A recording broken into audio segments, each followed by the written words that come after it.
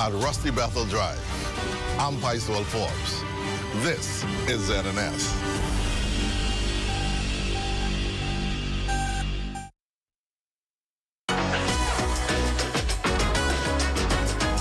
It's What's Trending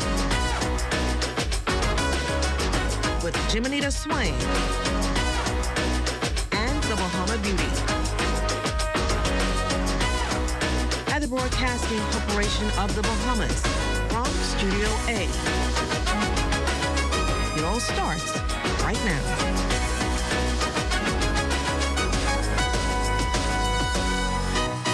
And welcome everyone. It's Tuesday, May 20th, and you're tuned into the ultimate destination for all things lifestyle, entertainment, and everything in between. I'm Anthea Ferguson, filling in for Jiminita Swain, and you're watching What's Trending, the show where we bring you the latest trends, hottest news, and insider tips on living your best life. Whether you're here for the fashion, the food, the fitness, or the latest buzz from social media, we've got you covered, so let's dive in. The Bahamian creative community getting caught in the crosshairs of a Facebook showdown between Prime Minister Philip Davis and Free National Movement leader Michael Pintard last night. But it's this one statement the Prime Minister made that has piqued the interest of members of the Orange community. Prime Minister Davis said his office is working closely with the U.S. Embassy to ensure Bahamian creators are fairly compensated for their work on platforms like TikTok, Facebook, and YouTube. Now that's music to the ears of thousands of Bahamian content creators who go hard in the paint, shooting, editing, and posting videos daily to these giant platforms. But for some reason, we can't seem to financially benefit from the work. Many creatives took to their pages last night pleading with the PM to make this dream a reality because, quite honestly, Bahamian creatives deserve it. Rihanna and her new baby bump making a surprise appearance at the Cannes Film Festival last night. She walked the red carpet in a gorgeous baby blue turquoise dress alongside her longtime partner and the father of her two children, A$AP Rocky. They attended the premiere of Spike Lee's Highest to Lowest film, in which A$AP Rocky stars with Denzel Washington. Reports say the premiere was so good it received a 5.5-minute-long standing ovation. The mogul confirmed her third pregnancy during her appearance on this year's Met Gala red carpet. And it's shaping up to be a hot girl summer. That's if Megan Thee Stallion has anything to do with it. The rapper can officially add fashion designer to her long resume after announcing the launch of her new hot girl summer swimwear collection. Megan designed the entire 18-piece size-inclusive collection, showcasing her creative vision and versatile execution. The collection can be found in over 500 Walmart locations and includes an assortment of bikinis, monokinis, one-piece swimsuits, and swimsuit cover-ups in a wide array of colors. Note to self, it's time to hit the gym. Well, coming up, we're serving up culture, cocktails, and a little cardio. Perfect timing for me. First, we chat with one of the organizers of the Down Home West End Fish Fry Festival to find out why Grand Bahama flavor is hitting Nassau shores. Then it's time to sip and guess. In our taste test game, guess what? Courtesy of Liquorland. Can you tell top shelf from budget friendly? And finally, we break a sweat in Sweat the Trend. It's all coming up, so don't go anywhere. You're watching What's Trending.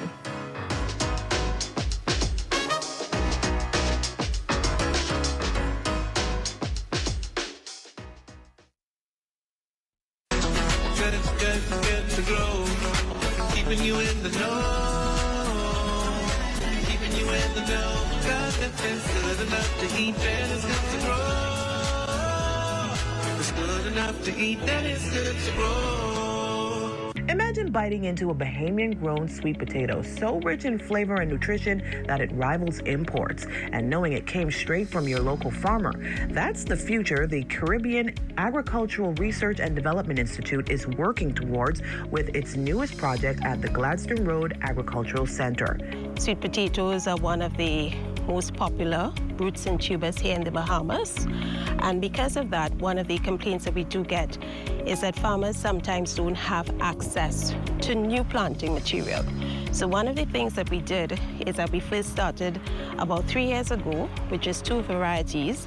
And when we visit farms or we visit some of the family islands, we would take samples or cuttings, or better known as slips, from the sweet potatoes, and we would propagate it in our greenhouse. Cardi's country representative, Dr. Shelly-Ann Bridgewater, further explains the purpose of their work. So part of our work is to do some research and record data in terms of how they're yielding, how their growing habits are, what is the ability to withstand the conditions of the Bahamas. And of course, we can't forget, when it's time for harvesting, we're going to be looking at the tubers and even trying to do some taste tests to see what is the preference of the consumer. A living treasure chest of sweet potato varieties collected from across the Bahamas and beyond, from islands like New Providence, Andros, and Long Island to international sources like Cuba.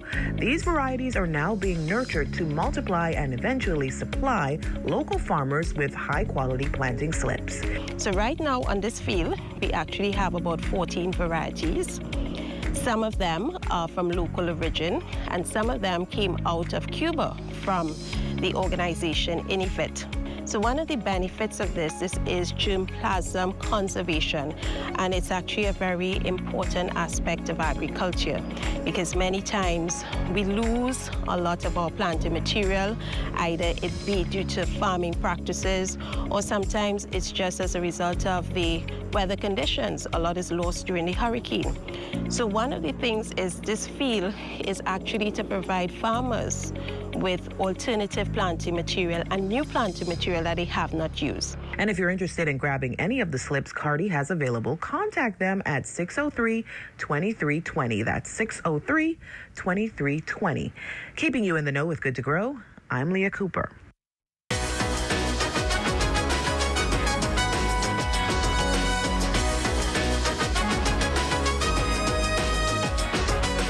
It's not every day that West End vibes wash up on Montague Beach, but next weekend, Nassau is getting a full serving of conch culture and community spirit straight from Grand Bahama's Western Shore. The Down Home West End Fish Fry Festival is bringing the flavor, the music, and that unmistakable island energy to the capital. And joining us to discuss why Grand Bahama is going mobile is one of the masterminds behind it all, Richard Johnson. Welcome to What's Trending. It's good to be here. It's always good to be on the People's Station. So West End comes to Montague Beach. Talk to me a little bit about the Down Home West End Fish Fry Festival. What can we expect? What y'all got going on next weekend? So listen, as you know, when you come to Grand Bahama, you got to go to West End. And when you go into West End, you're looking for that good food, that fried fish, the pancake, the conch fritters, the bobby salad, and the pickle conch salad. And so what we're doing, we are bringing that concept, that vibe, to Montague Beach. We have about 8 vendors out of West End. We have Tasha from Chicken Nest. We have Tanya from Coffees on the Bay. We have a lot of people who have invested so much into this business. And of course, we also have some vendors in Nassau who will also be participating in this event. It's for 2 days. You're going to enjoy it. We have a massive dynamic lineup. As you can see, all of our great Bahamian artists. Stalit, we have Stevie S of the Bimini. As you know, Bimini West End is one constituency. We have the legendary KB, Fashawn. We have Bloody. We have Gino D. We have the Porn Band. You know, this is going to be big. Shine, Johnny Cake. And so we are excited about this event. It's going to be very, very good. So we want people to come out and bake. Now I'm going to go back to the menu, because I'm one of those Nassau people who never had the fish and the pancakes. I've never had mayo in my conch salad, right?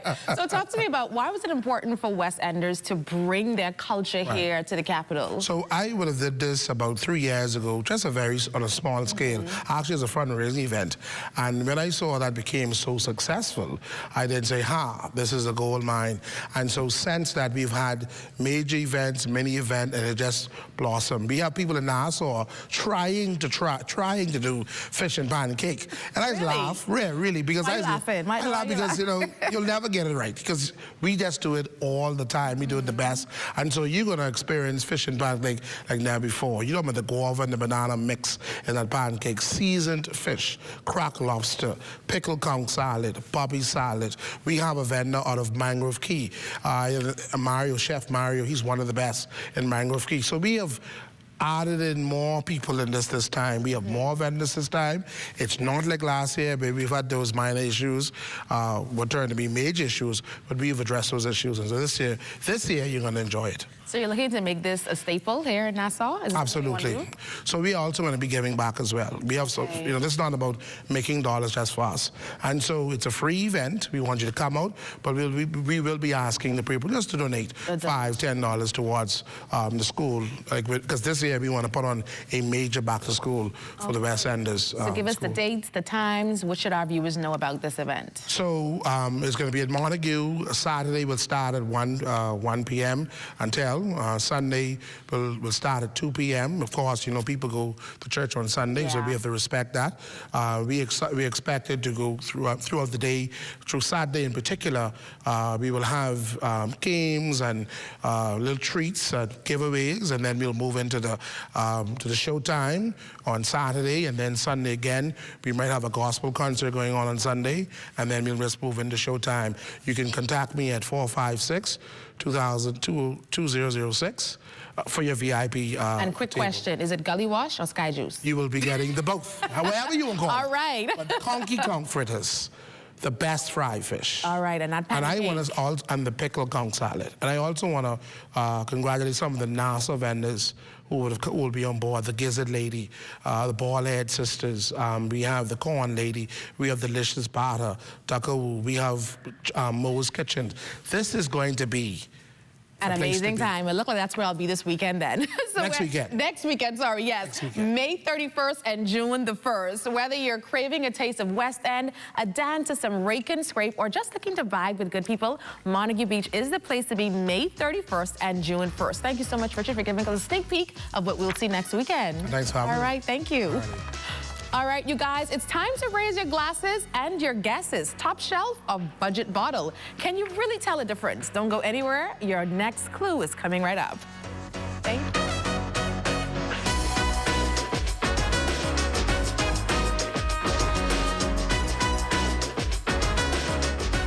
Got termites and need to get rid of them fast? Trust Rent-A-Kill Initial. With over 60 years experience in the Bahamas, the global brand, training, and expertise can't be beat. Only Rent-A-Kill Initial gives you a 3-year warranty and payment plan options on termite fumigation.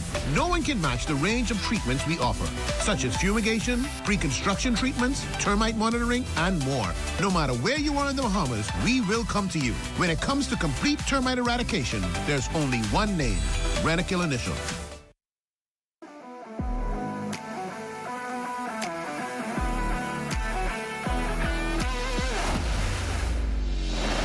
Bahama Striping Group of Companies, we have been in Exuma now for the past 4 years, carrying out our paving program. A part of our company's philosophy is producing work to international standards. So when you look at our paving division, we have a state-of-the-art lab to do all of our testing in-house, as well as a state-of-the-art asphalt plant with a trained technician carrying out the work on that site. The overall action goal of our company is to produce the work that we're doing in the entire Bahamas to international standards. We also make a difference by the training of our staff. We have a very intensive training program going on to where we are teaching young men how to learn the art of striping. Being a young man myself, I've made mistakes in the past. I was given a second chance to better my life, and it's only fitting that we pass it along. What's important for us is giving them a second chance for them to get a skill and a career that could take them further in life.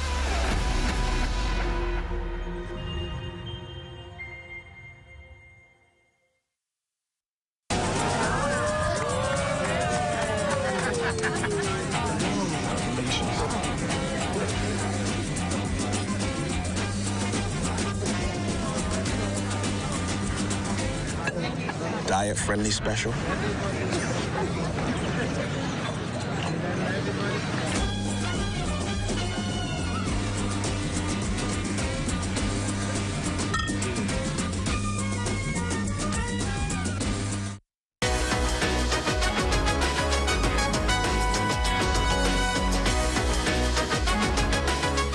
To put your taste buds to the test, welcome to Guess What? The Sip and See Challenge, brought to you by Liquorland. Can you guess?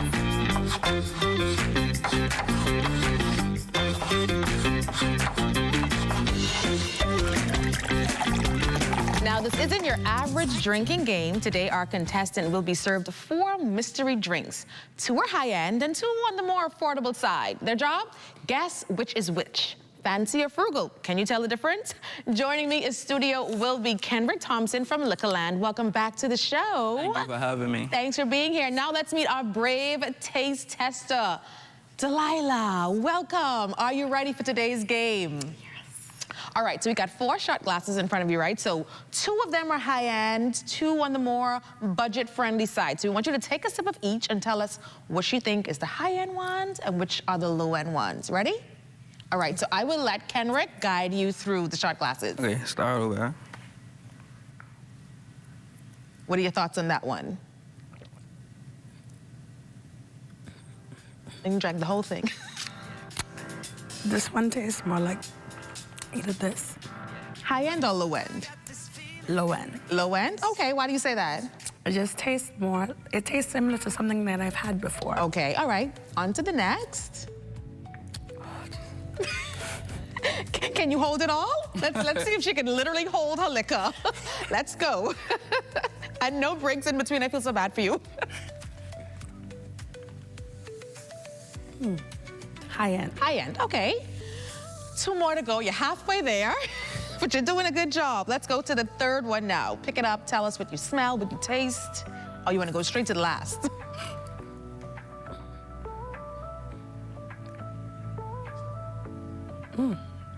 This is a high-end drink. Okay, okay. So high-end. And the last one?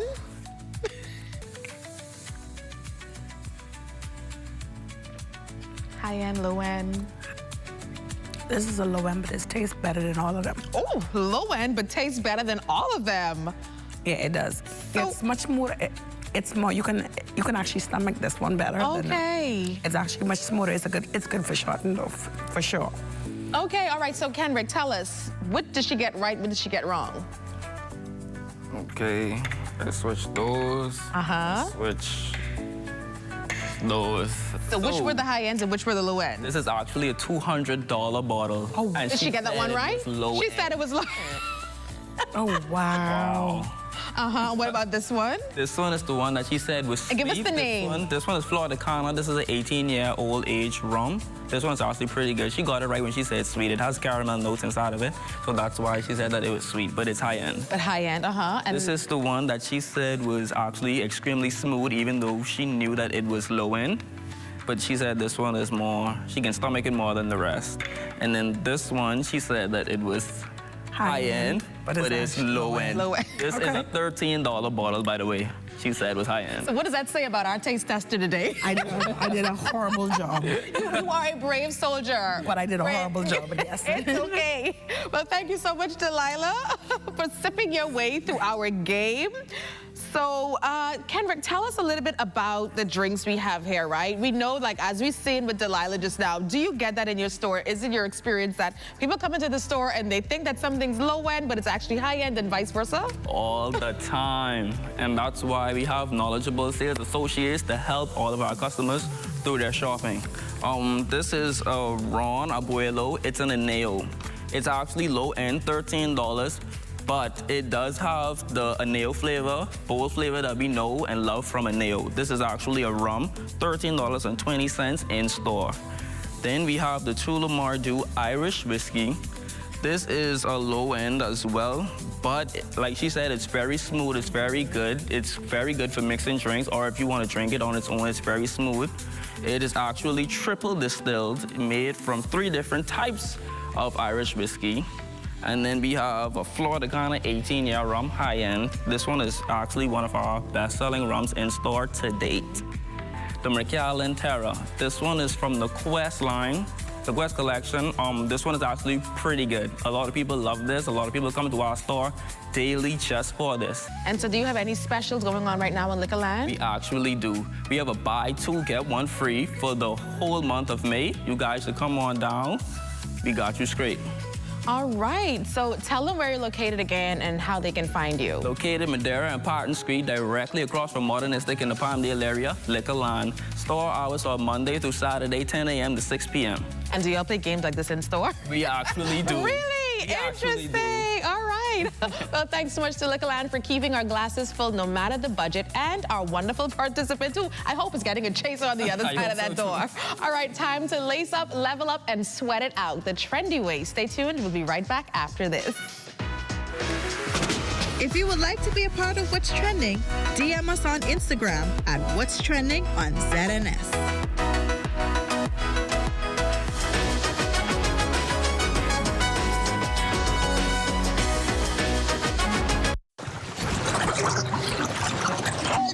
Hey, honey, you got no message for me yet? Can I tell you why I get no money? At least not yet. I get my money. Managers. Oh, I done upload it. Hello, Miss Daisy. Your check is ready. Thanks. I got it. I come for that little thing. You got it? Money managers, responsible lenders for responsible people. For us at the Myers Group of restaurants, we found that we have a pretty large portion of our employment pool that had difficulty getting bank accounts. The issue we had previously was just getting cash, getting funds on the island.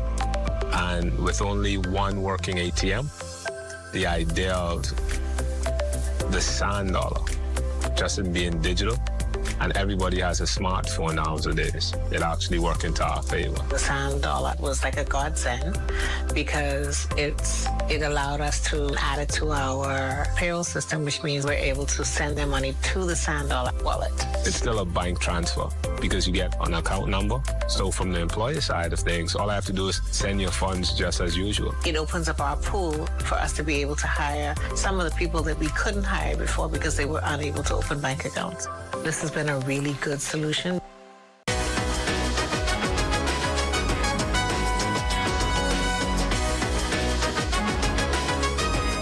Let's face it, life gets busy. Whether you're juggling work, kids, or just trying to survive the morning rush, carving out time for a full workout isn't always realistic. But what if 10 to 15 minutes a day, you could still move the needle on your fitness goals? We're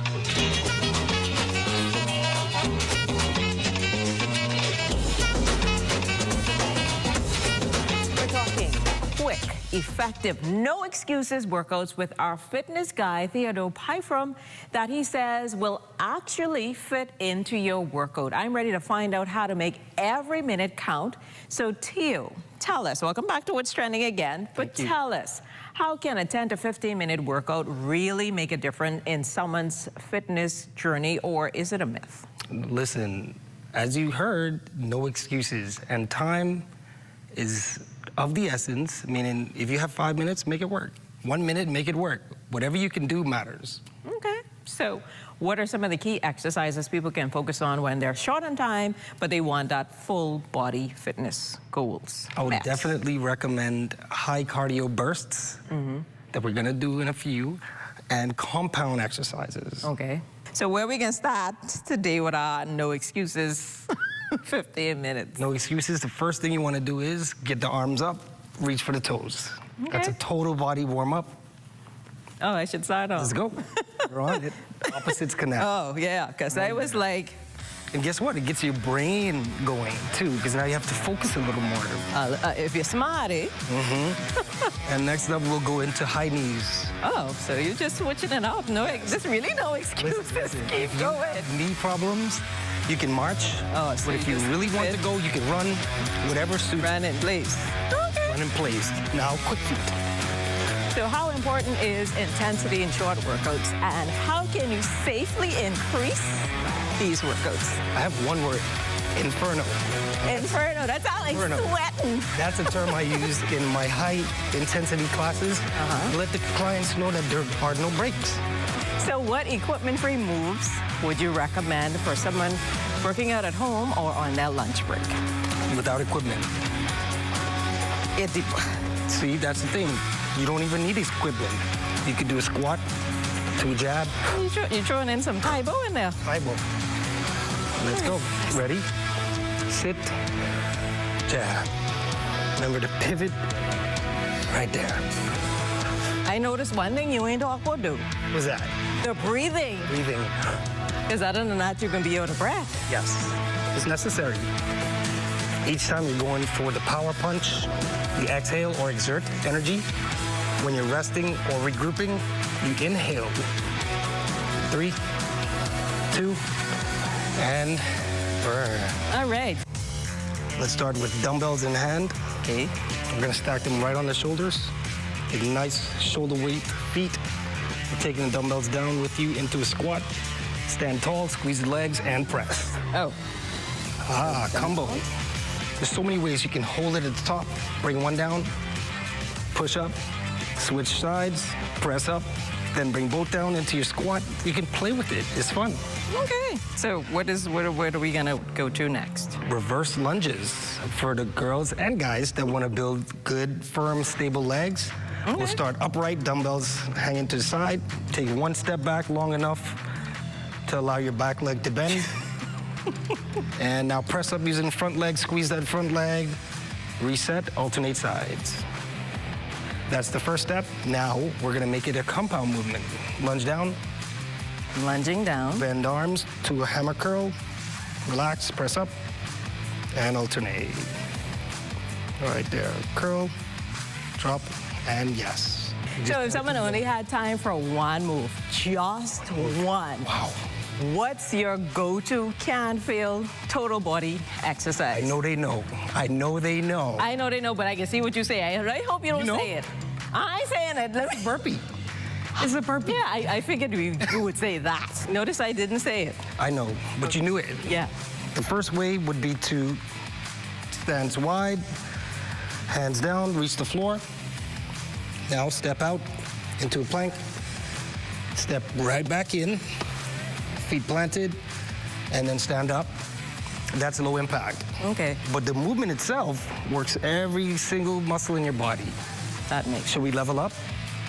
Let's go one level up. We ain't gonna run out. We ain't gonna run out. I ain't wanna be sliding all over these people nice shiny floors. Perfect. Set 2. We'll step wide, hands down, jump out, step in, stand up. So the jump out gives you a little bit more oomph. Okay. You felt it? Yes. You ready for level 3? No, but we'll try level 3. Let's go. I'm all in. It's here. Hands down, jump out, stick it, jump in, stick it, jump up. And yes. It's no excuse. 15 minutes, 10 minutes, you can get it done. You're watching What's Trending. There is more after the break.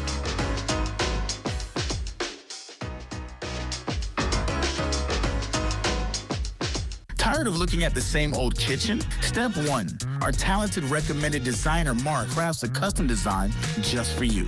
Step 2. Once your design is ready, CBS Bahamas makes ordering effortless. Your dream kitchen is within reach. Step 3. Our recommended installers bring your vision to life, ensuring every detail is perfectly in place. Sit back and relax as your dream space becomes a reality. Visit cbsbahamas.com and start bringing your home improvement dreams to life today.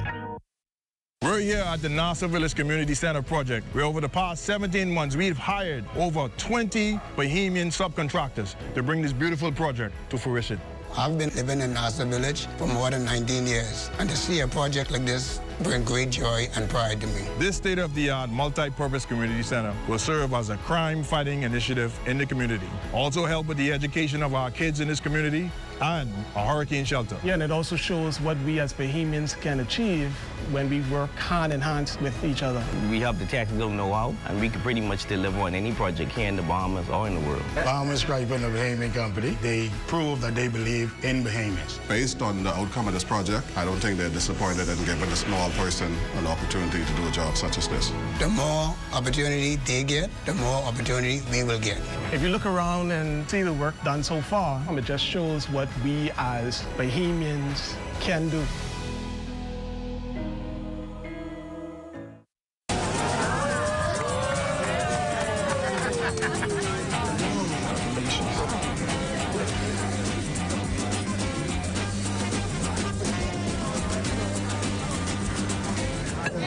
Diet-friendly special.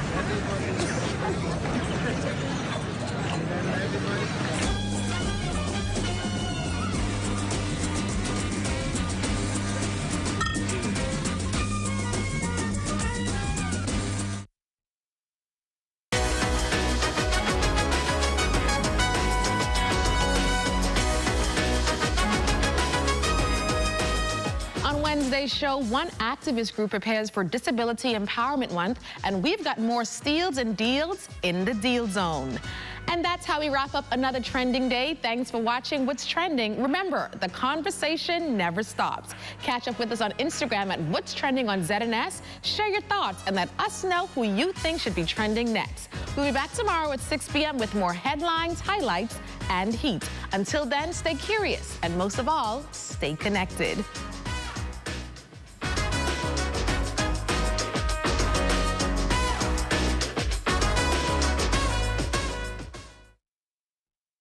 At the Broadcasting Corporation of the Bahamas, I'm Clint Watson, and this is ZNS.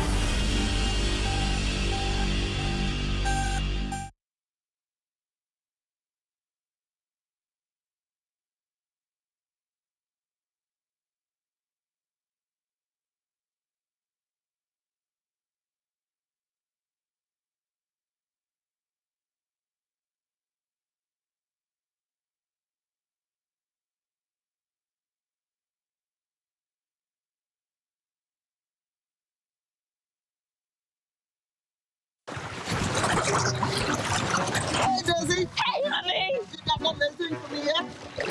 Can I tell you why I get no money? At least not yet. I get my money. Managers. Oh, and say I done upload it. Hello, Miss Daisy. Your check is ready. Thanks. I come for that little thing. You got it? Money managers, responsible lenders for responsible people. Summer in the Bahamas. The weather is hot, but not as hot as the ZNS summer packages. Get ads on ZNS TV or ZNS Radio Network or the TV community page, or a combination of all three. ZNS has got you covered with great prices, whatever package you choose. Book before June 7th and get the local Federation Championship Baseball bonus full of all kinds of extras free of charge. Contact your account executive or call ZNS Sales at 502-3800 today.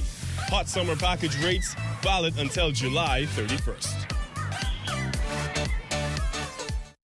Agriculture plays an important yet underrated role in the economies of Caribbean islands. While not completely self-sustaining, it plays a vital role in enhancing food security. Climate variables such as unpredictable rainfall patterns and excessive heat often cause farmers to face unprecedented challenges. Where there is the expectation of increased heat, that can affect the development of the crops, of the livestock, as well as for dairy production. We can see a decrease in the dairy production. Heat also plays an effect on human health as well. We would want to ensure that farmers wear protective clothing, make sure that they keep themselves well hydrated, shift the hours, of the exposure outside. That is an option as well that you can look at. While certain regions may experience prolonged droughts, predictions also raise concerns regarding heavy rainfall, hurricanes, and flooding. The expected increases in the tropical cyclone activity, those strong winds can have an impact on your crops. That can have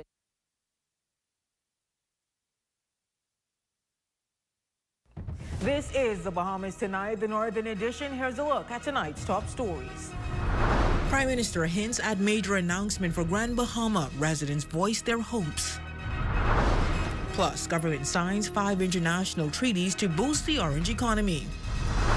And newly appointed CEO of Grand Bahama Shipyard shares vision for the future. The Bahamas Tonight Northern Edition starts now.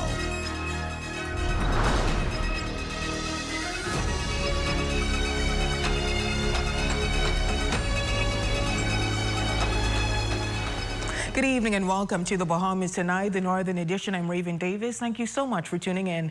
We apologize for the late start, but topping news tonight, another major announcement is on the horizon for Grand Bahama, according to Prime Minister the Honorable Philip Davis. And with anticipation building, residents are buzzing with speculation. Many believe a significant investment may be in the works. Our Shelia Roll took to the streets to hear firsthand what Grand Bahamians think could be next for the island.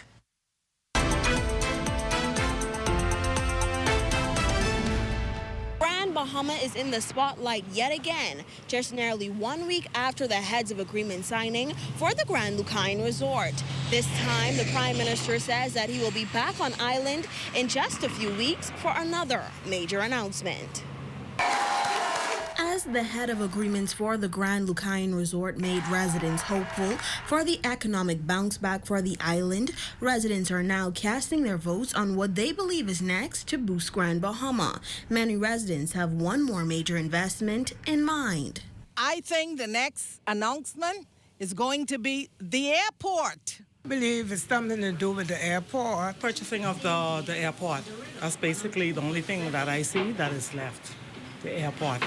Because Donado is sold, Lucaya is sold now, Carnival is getting ready to open, so it's only left for the airport. For decades, Grand Bahama has been faced with economic struggles due to numerous natural disasters. For many residents, any hint of good news is a welcome sign, especially if it means more jobs and income for the island. Whatever it is, I hope that is something that can bring a little more life to the Grand Bahama area, period, and Freeport in general. I hope for something to better Grand Bahama. We been in the slump from that time. I need some money. I don't know if the rest of the people need money. I need some money, my dear. I'm broke. If the Prime Minister of the Commonwealth of the Bahamas, the Honorable K.C. Philip Edward Brave Davis, is going to make an announcement, it's going to be an announcement that's going to impact the Bahamian populace. But if it's being announced on the northern Bahamas, it definitely would have to impact the 96 by 17 and the residents of Grand Bahama. The hope surrounding the Prime Minister's upcoming announcement centers on the island's airport, with many anticipating news that increased airlift will be secured to fully maximize these new investments. Airport is open, and those people have some place to stay. We're going to now have some more stayovers. The harbor is all good and well, but they trip us. That doesn't do much for the economy. We need overnighters. We shouldn't have a hotel without an airport. Those two is husband and wife. So if you have rooms, you need air. Grand Bahama is long overdue. We've been stagnated for quite some time, and it's about time Grand Bahama get an injection into their arm. Now, all eyes are on Grand Bahama for what could be another game-changing announcement. For the Bahamas Tonight, the Northern Edition, I'm Shalia Roll. And as that anticipation builds, Coalition of Independence Central Grand Bahama Member of Parliament Hiram Lewis says the island's growth is gaining national attention. He believes politicians, business leaders, and residents should take note of the progress being made. He says Grand Bahama is moving in the right direction and insists that momentum goes beyond politics. Our Yolanda Thompson-Everest reports. Member of Parliament for Central Grand Bahama, Hiram Lewis, speaking to the growing optimism surrounding Grand Bahama's economic turnaround. He emphasized that the island is experiencing positive change and urged Bahamians to recognize that the country's progress is bigger than politics. You need to know when to put down your political tools, when to put down your battle axe. You need to know when there's something bigger than politics. And this is a move that's much bigger than politics. And you have to understand how economies work, you have to understand how communities work, how the world works. Lewis expressed his confidence in the island's growth, highlighting several ongoing developments on the island, and adds that there's a great deal of opportunities ahead. The $600 million investment by the shipyard, the renewable energy plant by the YMCA, and also down in Wellington Independence Estates. We have the Carnival Cruise Port, like you said, the heads of agreement just signed. We have the hospital, the community clinic under construction. And if you look around the island, there's a lot of construction going on, a lot of ground being cleared. I see a lot of buildings coming out of the ground, so that's a sign of things to come. The COI MP states that construction is a strong sign of economic growth, expressing great optimism about the developments he's witnessing. He touts that everyone from political figures and business leaders to everyday residents should take pride in the progress unfolding in Grand Bahama. Look at the greater good and put the political tools down, and let's come together as a unit for the rebuilding of Grand Bahama in Freeport. For the Bahamas Tonight, the Northern Edition, I'm Jolanda Thompson, Everest. Thanks, Yolanda. Meanwhile, the absence of opposition members at the recent heads of agreement signing for the Grand Lucayan Hotel did not go unnoticed. In this report, the chairman of the Free National Movement explains their decision not to attend, but the PLP chairman is pushing back, calling it an attempt to deflect from their failure to show up. Our Cleopatra Murphy has that report. The F&M chairman defended Pintard's absence from the signing of the heads of agreement for the sale of the Grand Lucayan Resort, an event he was invited to, dismissing it as a PLP rally. This is now the third time that they're selling the Grand Lucayan, spending tens, if not hundreds of thousands of dollars of the Bahamian people's money, and not giving us a whole lot of information. Mitchell, however, does not see it that way, calling what he says is Sands' spin on the Prime Minister's remarks as something the F&M has to say because there were no show at the HOA signing for the Grand Lucayan. The Bahamian public, when they make a decision about who is going to be running the country, looks at whether the person is fit and proper to be a leader of the country. And that's the question. Is he fit and proper? Given the experience of his work in politics and public life in the Bahamas, it adds up to a big fat no. While Sands says he himself was not invited to the signing, Mitchell says when in opposition, he attended all public functions. I could not assume that everybody who was at the function was PLP or everybody at the function was F&M. I had to go because Bahamians were there and I wanted to mix with them and be sure that I understood what they were feeling about what was happening. It's a public event, a huge public event for Grand Bahama, and they were missing in action, so they didn't get a chance. I would have been mingling with the investors. I would have been making appointments to go see them and sit down at the table and say, what do you have in mind for Grand Bahama? At the end of the day, Mitchell says the Davis administration accomplished what the F&M was not able to, and he feels that government has the public support. For the Bahamas Tonight, the Northern Edition, I'm Cleopatra Murphy. Thanks, Cleo. In other news, an historic move to modernize and strengthen the nation's intellectual property regime. The government of the Bahamas has officially signed 5 landmark international treaties under the World Intellectual Property Organization. This bold step underscores the government's commitment to empowering Bahamian creators, innovators, and entrepreneurs by enhancing protections for intellectual property and fostering a globally competitive innovation ecosystem. The 5 treaties signed are the Budapest Treaty concerning the international recognition of the deposit of microorganisms for patent procedures, the NICE Agreement concerning the international classification of goods and services to register marks, the Vienna Agreement establishing an international classification system for the figurative elements of marks, the Trademark Law Treaty aimed at harmonizing and simplifying national and regional trademark registration processes, and the Singapore Treaty creating a modern, dynamic framework for the international harmonization of administrative trademark registration procedures. And with the 2025 Atlantic hurricane season fast approaching, the Office of the Prime Minister continues to lead national disaster preparedness efforts through its ongoing monthly coordination meetings. On May 19th, senior officials from the Prime Minister's Delivery Unit, the Disaster Risk Management Authority, and the Department of Meteorology convened to assess the country's state of preparedness. The meeting focused on critical areas including shelter readiness, emergency operations, public awareness, and interagency collaboration. Through a press release, Prime Minister the Honorable Philip Davis KC expressed the government's unwavering commitment to protecting lives and livelihoods, noting that preparation is the most powerful tool we have. Now, as we approach the hurricane season, the Prime Minister urges every Bahamian to stay alert, secure your homes, and follow official updates. Together, we'll weather any storm that comes our way.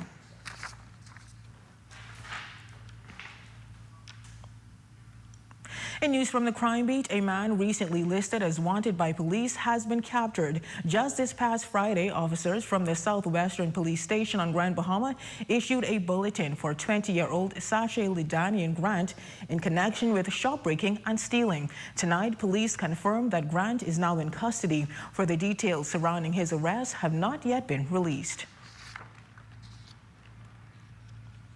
Turning now to business, a major leadership change at one of Grand Bahama's key industrial hubs. The Grand Bahama Shipyard has officially welcomed a new chief executive officer following the departure of its long-serving leader. As he steps into the role, the new CEO shares his vision for the shipyard's future. Our Shane Stubbs has that story. I've come to the island. Everybody's been so welcoming, and I've really just focused on getting to know people and getting to know the shipyard.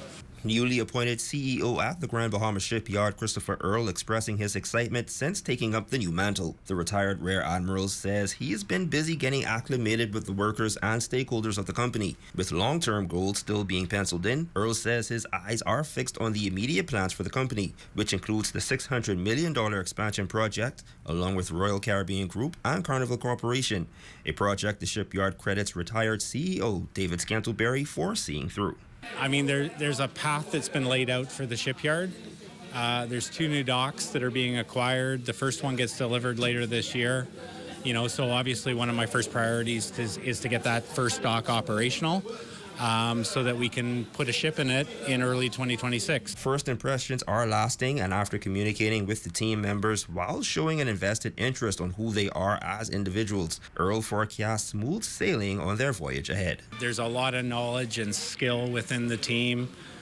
There's a lot of diversity within the team, and a lot of really good just general ship repair background. Just kind of interacting with them, understanding who they are, who their family is, where they live, how many kids they have, has been just a really great experience. And so that's been my focus.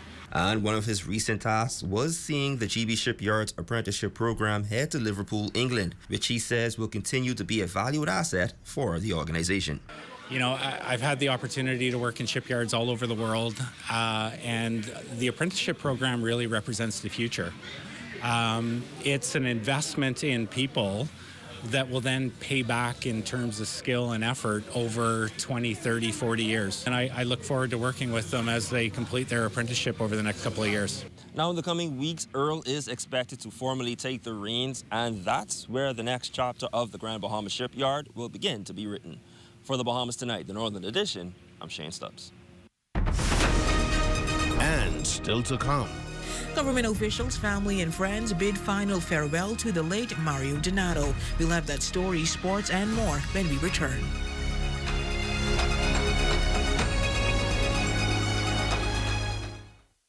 Imagine a world where every brand knows your name and every store awaits your arrival. Elite shopping, travel where luxury is a lifestyle and every journey feels like home. Dine where every flavor is just for you, every table reserved, and every moment a taste of perfection. Make every big moment even bigger. Experience banking where wealth isn't just managed, it's maximized. Step into a world without limits. Commonwealth Bank, leader in personal banking services. Come on down and see what Dolly Madison has in store for you. Renovate and rejuvenate at Dolly Madison. Dolly Madison. Sunbelt Rental of the Bahamas is seeking a skilled diesel technician with expertise in diagnosing, repairing, and overhauling diesel engine. Interested persons can bring resume to the Ministry of Grand Bahama, Customer Service Department in the Harold de Gregory Building, or email bahamas@sunbeltrentals.com. Don't miss the first annual Home and Hardware Expo, Saturday, June 7th at Pelican Bay from 2 to 6 p.m. Enjoy free exhibits, giveaways, and expert demos, plus an $150 short-term rental session at 3. Call 352-6126 for more details. The Motor Vehicle Training School will be in Freeport, Grand Bahama, conducting CDL certifications from May 23rd to the 25th. All commercial drivers of tour, coasters, school and charter buses, food and landscape trailers, wreckers, those towing boats, trailer heads, other commercial vehicles are required by law to have a commercial driver's license. Contact us for registration information at 829-1931, 601-0629, or email us at info@mvts-bs.com.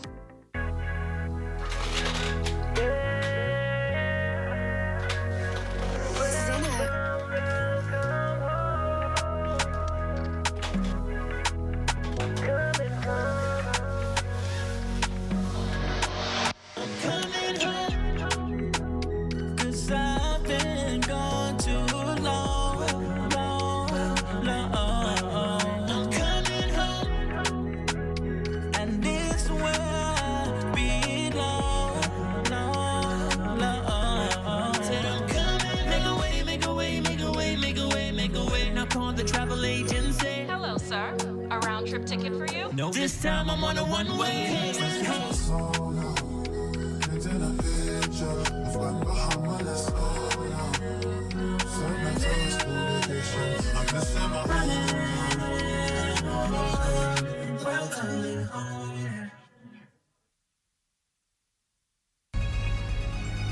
Your number one team in the north. Only the sun covers the Bahamas better. Welcome back to the Bahamas Tonight, the Northern Edition. The Grand Bahama community mourns the loss of a visionary leader and beloved friend, Mario Donado, a pioneering businessman whose generosity and entrepreneurial spirit helped shape Grand Bahama. A memorial service was held in his honor this past weekend at Mary Star of the Sea Catholic Church. Family, friends, and members of the community gathering in quiet reflection to pay tribute to Mario Donado, a man remembered not only for his success, but for his generosity.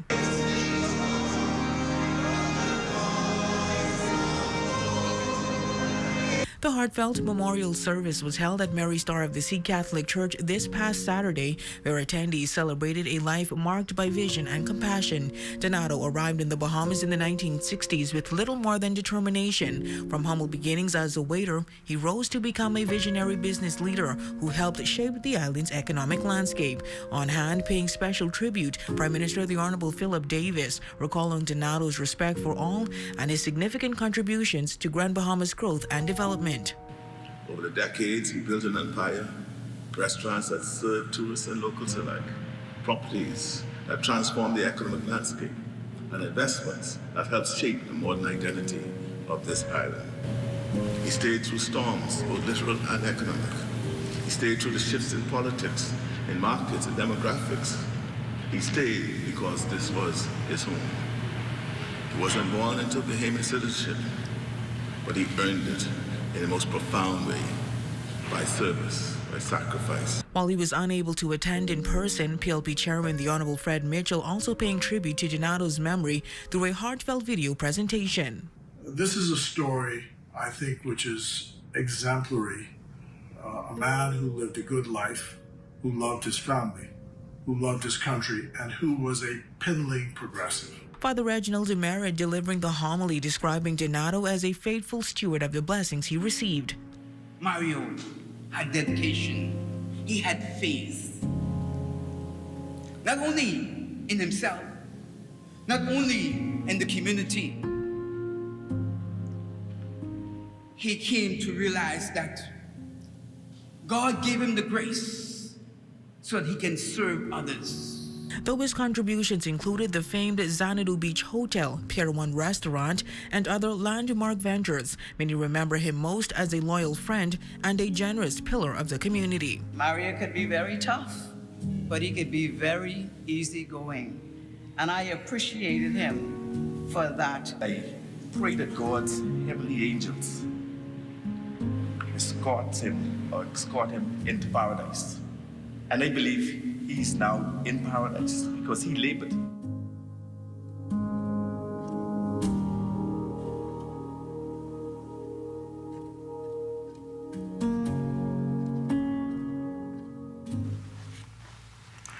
Well, he will certainly be missed. And that's a look at stories making news. It's now time for a check on sports. Jay, what do you have? Coming up in sports, more track and field news, and also Little League Baseball, some highlights from this weekend. Awesome. All right, sports is coming your way next, but first a check on the local weather forecast.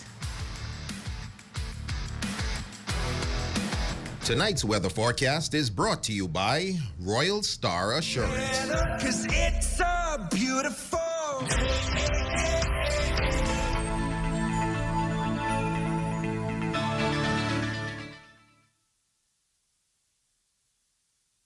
Problem gambling affects men and women, young and old, across the Bahamas, financially, mentally, and even physically. Family members and friends also deal with the serious consequences of a gambler's addiction. If you or someone you know needs help, reach out. Support is available. Speak to a trained counselor today at 242-425-2360. The Gaming Board for the Bahamas encourages you to gamble responsibly. In the southern stretch of the Bahamas, where the ocean shifts from turquoise to deep sapphire, lies a place called Exuma. A place as rich in history as it is in natural beauty, more than just a paradise. It's a community woven together by salt, sun, and stories. Here in the heart of Exuma, the sails were up and the spirit was high for the 69th edition of the National Family Island Regatta. Thousands journeyed here not just to witness the battle on the water, but to experience the culture. Exuma offers more than just breathtaking views. During Regatta Week, we experienced the soul of the island, a celebration of heritage, resilience, and community. Join us on Friday, May 23rd at 8:30 p.m. for breathtaking highlights from the National Family Island Regatta. It's where the wind takes us, only on the ZNS Network.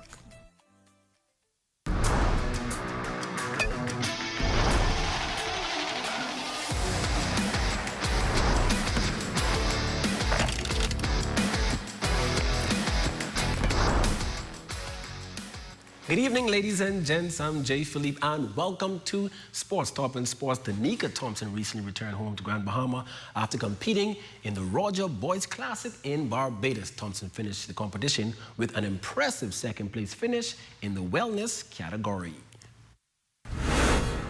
Culture over there was different, so it was a lot of adjustments that I had to get used to. But overall, it was a good show. I'm looking forward to doing it again, hopefully on the pro circuit, because I have 3 more shows to go. I'm trying this year to get my pro card. So that's the goal for this year, 2025. 2023, I would have competed in Aruba, and getting back on track after that mentally, it was a bit hard. It was a bit hard for me. So every day I would come into the gym at Dance with Fitness, and some days I would just look around or just walk on the treadmill. But every day I made one step to try to get better. She was 1 win away from being a pro at this point.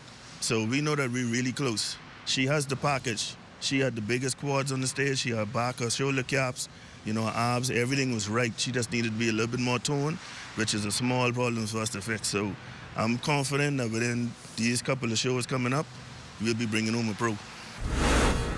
Next in sports, Carlson Legacy Baseball League played at the YMCA Baseball Park. The GBPA Mets got the win against the Tigers 6-5 in 10U play in a highly competitive game. Now, when coach Pitcher Dodgers was able to come out with the W 12-8 versus the Marlins.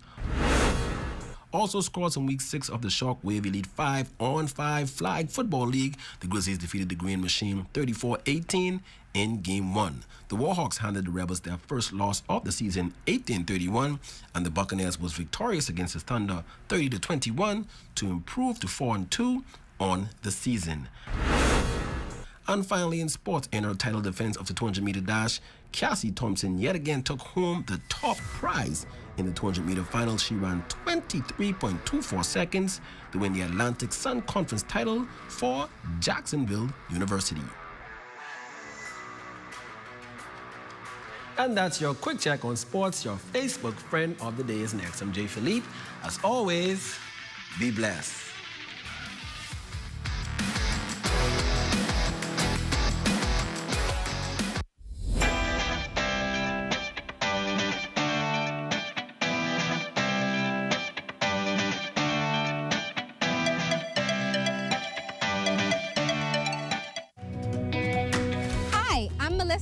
And I'm a survey enumerator with the Bahamas National Statistical Institute, or BNSI.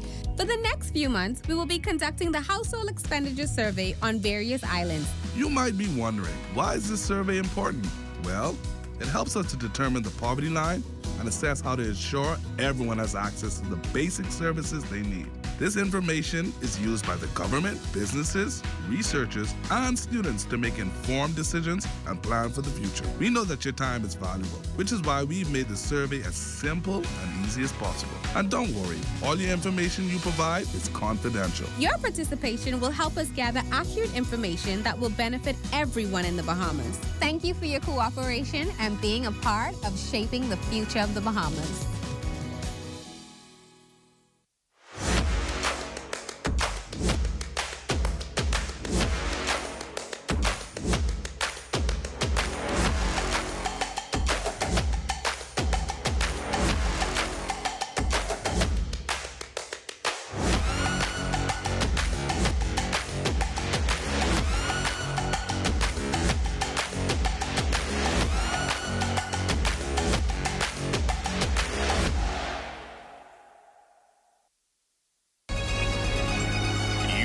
#1 team in the North. Only the sun covers the Bahamas better. And that concludes the Bahamas Tonight, the Northern Edition. I'm Raven Davis. And I'm Jay Philippe. Thank you so much for tuning in. The Bahamas Tonight is coming your way next. They're on your screen.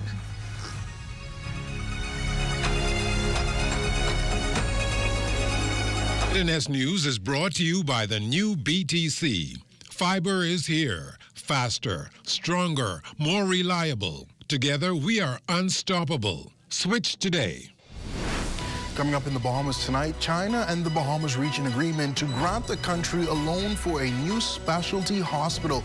We've got the figures tonight. Meantime, residents in Maiguana can look forward to a new and improved travel experience with a brand new international airport on its way. And later, a former senator, activist, and media icon is remembered. We've got the details. The Bahamas Tonight National Report starts now.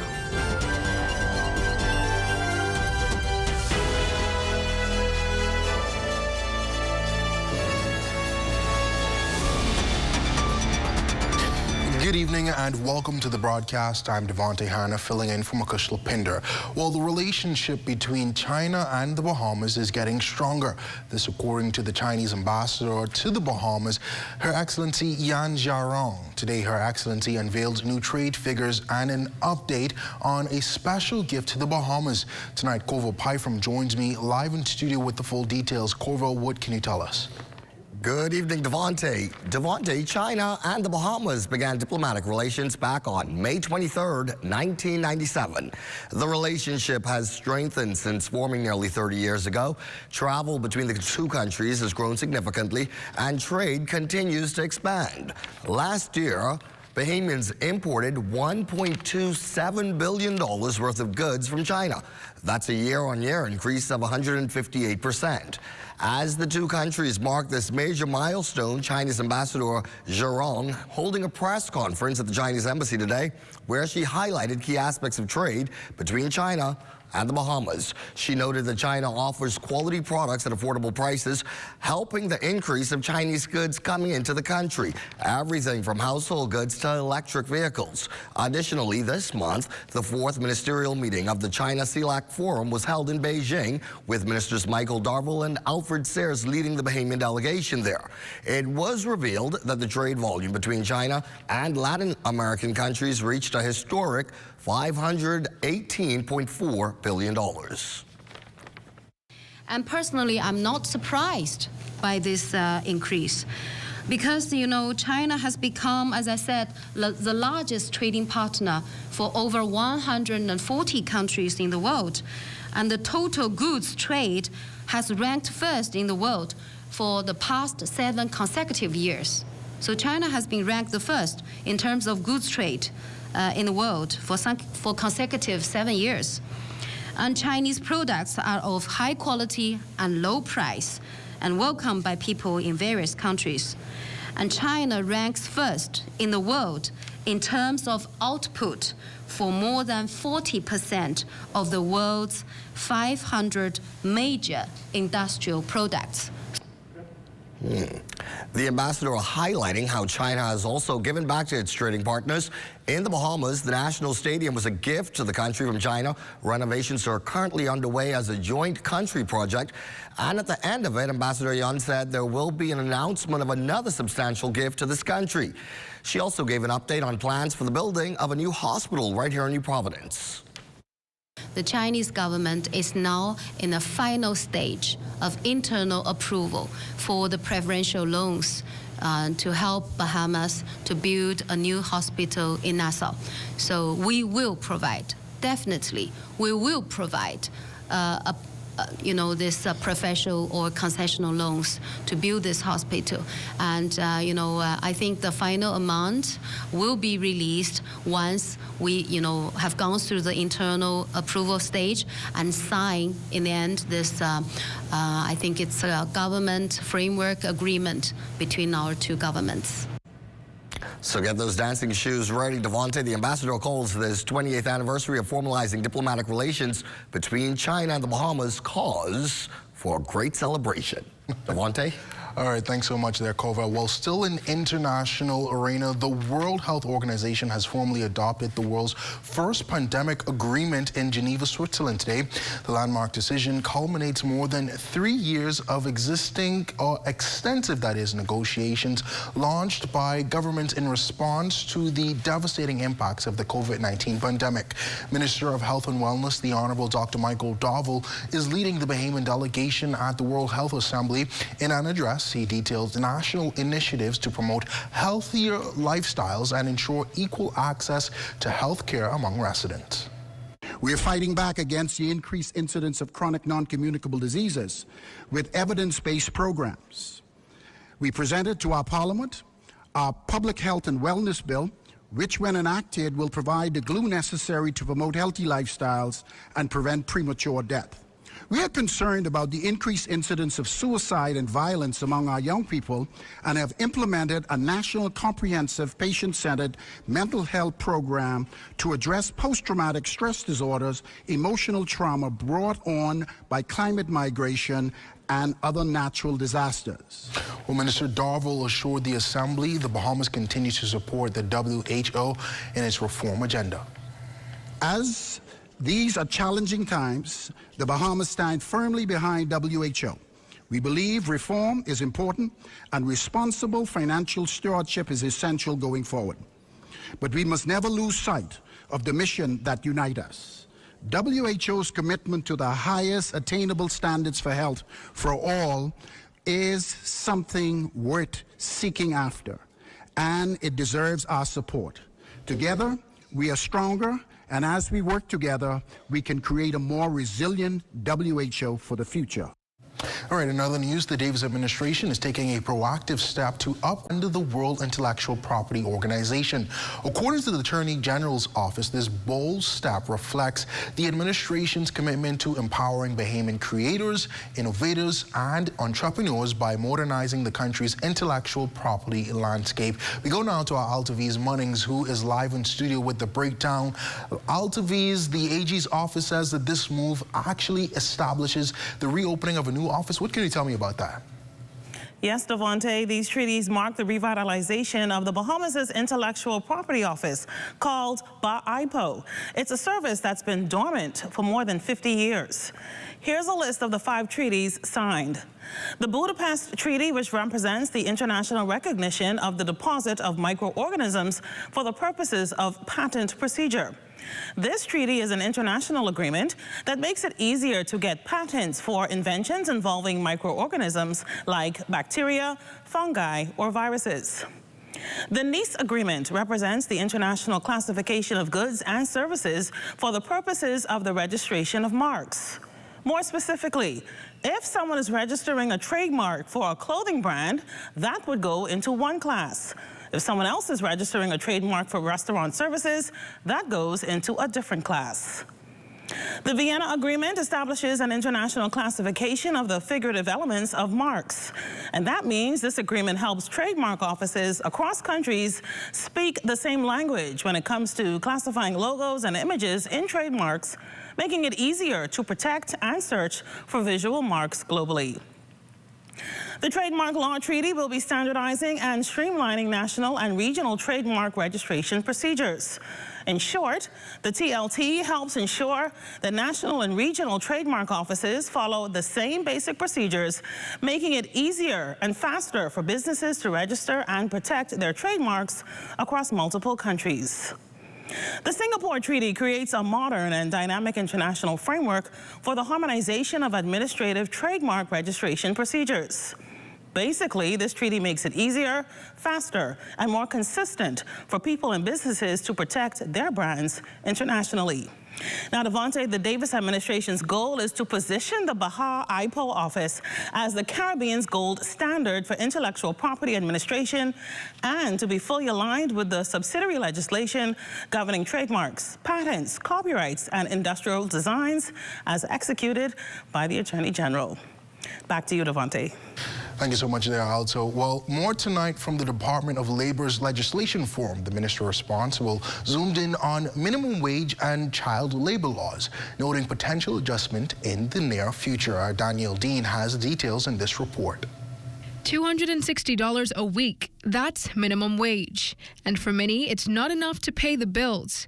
But Labour Minister, the Honourable Pia Glover-Roll, assures us that this issue remains on the government's agenda. As we prepare to go to the 113th ILC in Geneva, that is also fundamentally where we get information benchmark on livable wage standards, minimum wage standards across the world. So the discussion continues, which is a discussion that is very important because we want to ensure that citizens across the country are able to live comfortably. Glover-Roll reiterated that minimum wage is expected to be an entry-level salary and not one that workers should be paid for the remainder of their careers. And of course, we encourage employees, as we have been in the Department of Labor, to upskill, to reskill, so that they're able to not only engage better employment, but with that better employment, higher wages. Meanwhile, the department continues to investigate infractions to child labor laws and encourages any observed cases be reported by the public. We have not had any reports at the Bahamas Department of Labor of any infractions in child labor law, but we continue to have our inspectors move about through organizations throughout the country to ensure that our provisions are in place and that they are being adhered to. Reporting for the Bahamas Tonight, I'm Danielle Dean. All right, well, coming up, a quintet arrested in Long Key for a major drug bust was charged in court today. We've got the details. You're watching the Bahamas Tonight, the National Report. More news in a moment. Imagine a world where every brand knows your name and every store awaits your arrival. Elite shopping, travel where luxury is a lifestyle and every journey feels like home. Dine where every flavor is just for you, every table reserved, and every moment a taste of perfection. Make every big moment even bigger. Experience banking where wealth isn't just managed, it's maximized. Step into a world without limits. Commonwealth Bank, leader in personal banking services. KFC is giving you more to love with our KFC Bucket Meals with large size. Get the KFC Family Bucket featuring 8 pieces of juicy chicken, family fries, and 4 biscuits that feeds 4. A KFC Deluxe Bucket with 10 pieces of delicious chicken, 2 larger sides, and 4 biscuits that feeds 4 to 6. Or a KFC Party Bucket with 15 pieces of our chicken, 3 larger sides, and 6 biscuits that feeds 6. And we'll handle the dishes, plates, and utensils included, so you can lick your fingers and reach. KFC knows value, and it's finger licking good. While others see customers as numbers, we see our customers as people, neighbors, friends who deserve more than one-sided connections. That's why we are redefining what real connection is by prioritizing our customers and showing our appreciation by putting our money where your loyalty is. BTC customers, claim your $200 Bahamas Air gift card when you add postpaid mobile to your internet plan. That's loyalty that flows both ways. Measles is on the rise around the world and the Bahamas is at risk. Which makes us very vulnerable as a nation for the possible outbreak of measles cases. Every Saturday in May from 10 a.m. to 1 p.m., the Ministry of Health and Wellness will host MMR immunization visits in South Beach, Coconut Grove, Fox Hill, and Elizabeth Estates. Clinics in these areas will remain open until 8 p.m. twice per week. Get your child immunized now. Why did we decide to put together our country's first nationwide comprehensive energy reforms? We knew that there were no easy answers. BPL was more than $500 million in debt when we came in, operating a failed electricity grid with key components on the verge of collapse. A grid incapable of transmitting solar energy. Changing all of this is a huge project, one that is finally underway. The sky-high bills, the chronic power outages, they've hurt Bahamian families and Bahamian businesses. We are going to leave all of that in the past. We are taking it all on, and transforming energy is going to transform our economy. Go online now to learn more. Portion of the news is brought to you by Bahamas Striping Group of Companies, where safety is first. We're looking at a shot of the British Colonial Hotel off Marlborough Street It is housed on the site of the former Fort Nassau to protect the capital from pirates and others. That shot courtesy of our drone pilot, Neville Smith. Welcome back. Well, 5 men were arraigned in the magistrate's court today in connection with that $6.8 million drug bust near Albert Town, Long Key, on Wednesday past. Now, Michael Sands, Shamal Morgan, Delvano Farquharson, Omar Lewis, and Stephen Pratt were all arraigned before Chief Magistrate Roberto Rackley on charges of possession of dangerous drugs with the intent to supply, conspiracy, and importation. Police allegedly accosted the men and found in their possession 65 bags of drugs, 54 containing marijuana, and 12 containing cocaine. The drugs were allegedly being offloaded from a yacht to a truck at the time of the arrest. Now, the men, who were represented by attorneys Ian Coggle and Razad Humes, all pleaded not guilty. Prosecutor Inspector Dion Barr objected to bail for the men based on the quantity of drugs involved. However, only Michael Sands was remanded without bail. The 4 others were granted bail at $25,000, and amongst the requirements, land papers had to be produced for bond. They are also subject to electronic monitoring. They returned to court on September 28, 2025. Well, in other news, the government is committed to undertaking a Family Island Airport Renaissance project, which will see major developments carried out at a number of airports across the country. Over in Mayaguana, a long-awaited new facility is being built. Deputy Prime Minister, the Honorable Chester Cooper, gets a first-hand look at the ongoing works as he visited Mayaguana and Exuma just a day ago. Our Koval Pyfram files this report from Mayaguana. This is what residents currently face driving to the Mayaguana airport, an airport that has long been in need of serious repair. Well, the wait for residents in the Southern Island is near over. Not just a makeover, but Mayaguana is getting a brand new airport. We've been assured by the contractor that this is going to be completed by the middle of June. Thereafter, there will be a complete handover to the airport authority. Work here at the Mayaguana airport is progressing well, and developers seem certain that they will meet next month's deadline. But Deputy Prime Minister Cooper is looking well beyond that. He sees Mayaguana as being ready for even more expansion. There is some interest for developments of land and hotels, etc. We believe and we hope that the completion of phase 1 of this facility will be a catalyst for additional investment and additional growth here in the island of Mayaguana.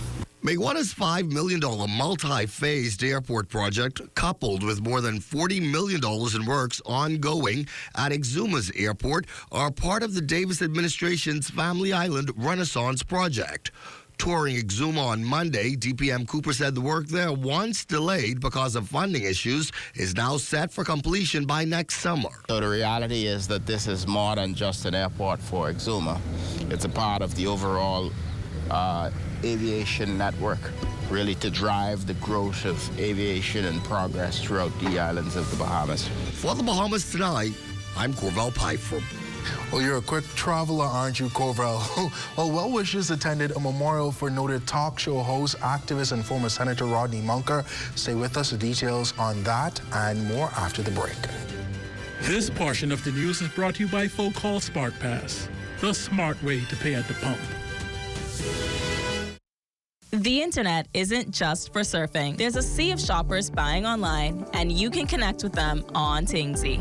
Tingsy is the SBDC's online storefront built for Bahamians. Take your business to the next level by selling to customers online, both at home and around the world. People want Bahamian things, and if you got things to sell, sell on Tingsy. Find out how you can connect with a sea of buyers by visiting TingsyBahamas.com. Are you straight? Bro, I ain't getting no service. I can't make no calls. I can't post nothing on my stories. I don't get it. Wait, you on a live?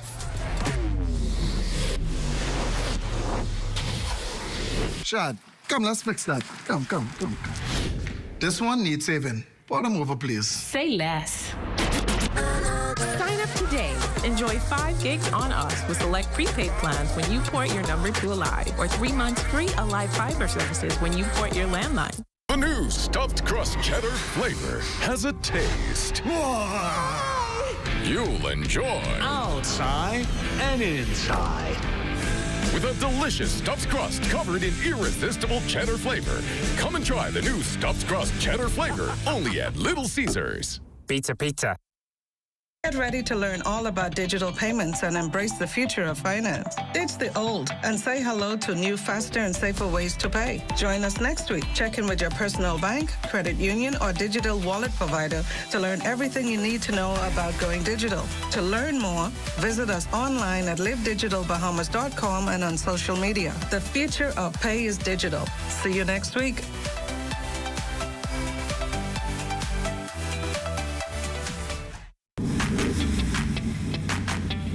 Introducing the Focal Smart Pass app that helps you to fuel up faster. Here's how it works. Download the app on the App Store or get it on Google Play and create your profile with payment details. Visit your nearest Shell station. Open the app, scan the pump's QR code, select your payment amount, and begin fueling. Say goodbye to cash and cards because the Focal Smart Pass offers secure and convenient payment options right at your fingertips. Download Focal Smart Pass now and fuel up faster today. This portion of the news is brought to you by 700 Wines and Spirits, bringing celebration across the nation. Well, scores of friends and colleagues packed St. Joseph's Catholic Church on Boyd Road to pay tributes and reflect on the life and legacy of former Senator and activist Rodney Munker. A memorial service was held in his honor last night. Our Desmond Saunders was there. Monday's memorial filled with solemn hymns and reflective prayers. The 68-year-old former senator, social activist, and well-known broadcast personality, Rodney Munker, died peacefully at the Princess Margaret Hospital Friday, May 2nd. And the day before he died, he was communicating with me, and there was no indication that that day would be the day.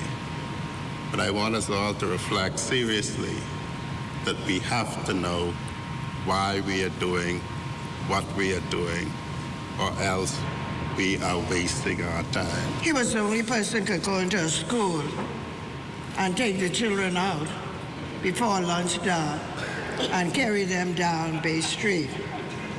The scripture says in Psalm 90 and 12, we live our life as a tale that is told. The memorial service also filled with towering tributes. Prime Minister, the Honorable Philip Davis, chronicling Munker's deep commitment to the public service over the years. He added that Munker's life stands as a true testament of selfless service to the Bahamian people.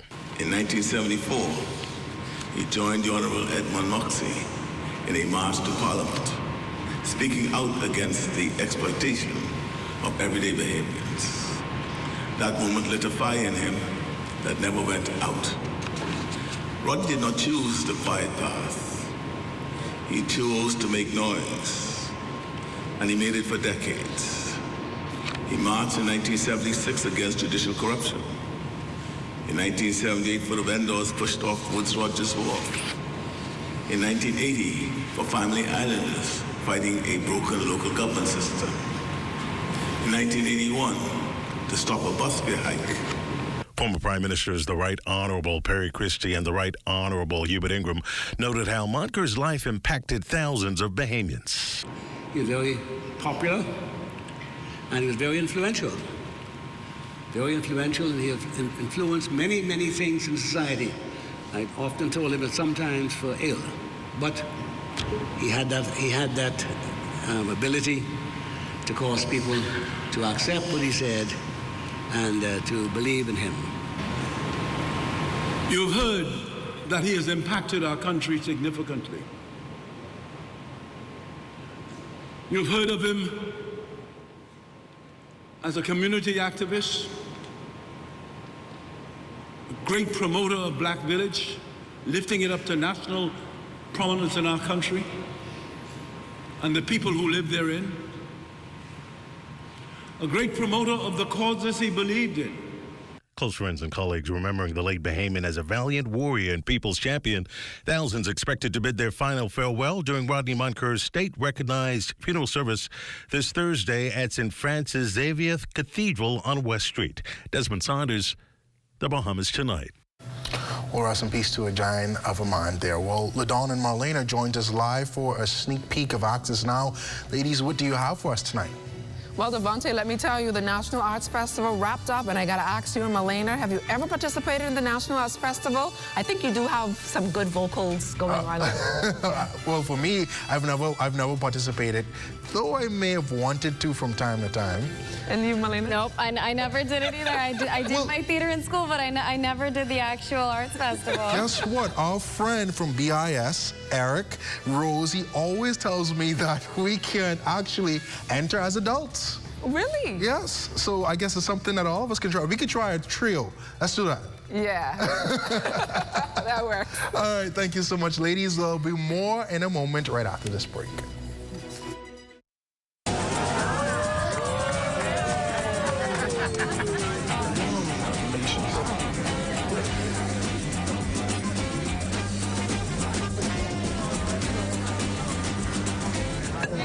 Diet-friendly special.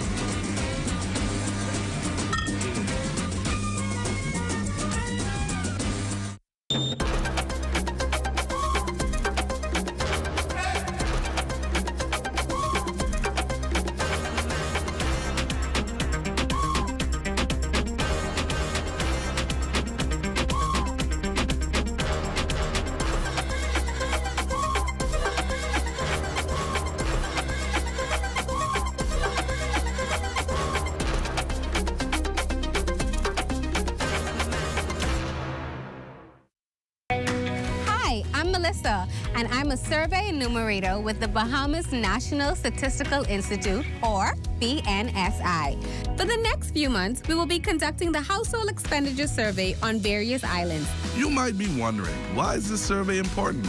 Well, it helps us to determine the poverty line and assess how to ensure everyone has access to the basic services they need. This information is used by the government, businesses, researchers, and students to make informed decisions and plan for the future. We know that your time is valuable, which is why we've made the survey as simple and easy as possible. And don't worry, all your information you provide is confidential. Your participation will help us gather accurate information that will benefit everyone in the Bahamas. Thank you for your cooperation and being a part of shaping the future of the Bahamas.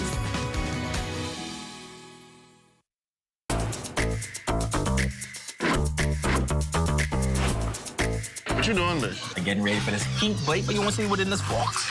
The ghost pepper chicken sandwich, boy. Get an apple pie, fries, and ghost pepper chicken wing. See? You look at me? Four. Yeah, boy. Try our new ghost pepper chicken box today. Available for a limited time only. Love that chicken from Popeyes. Well, that does it for the National Report, but stay close. The Bahamas Tonight continues with Access Now.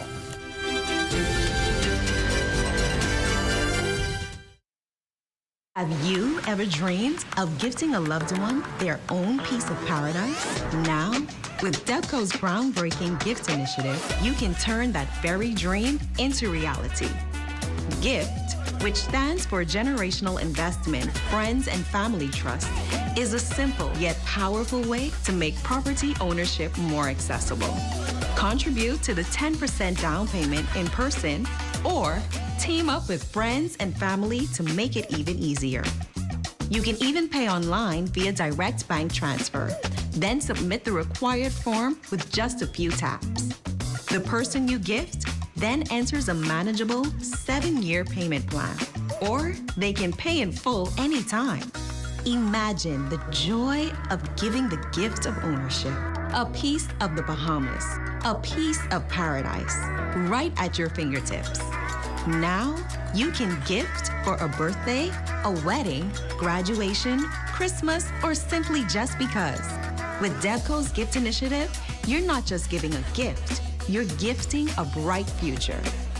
DEVCO, where opportunities embrace and gift ownership. Visit gbdevco.com to learn more.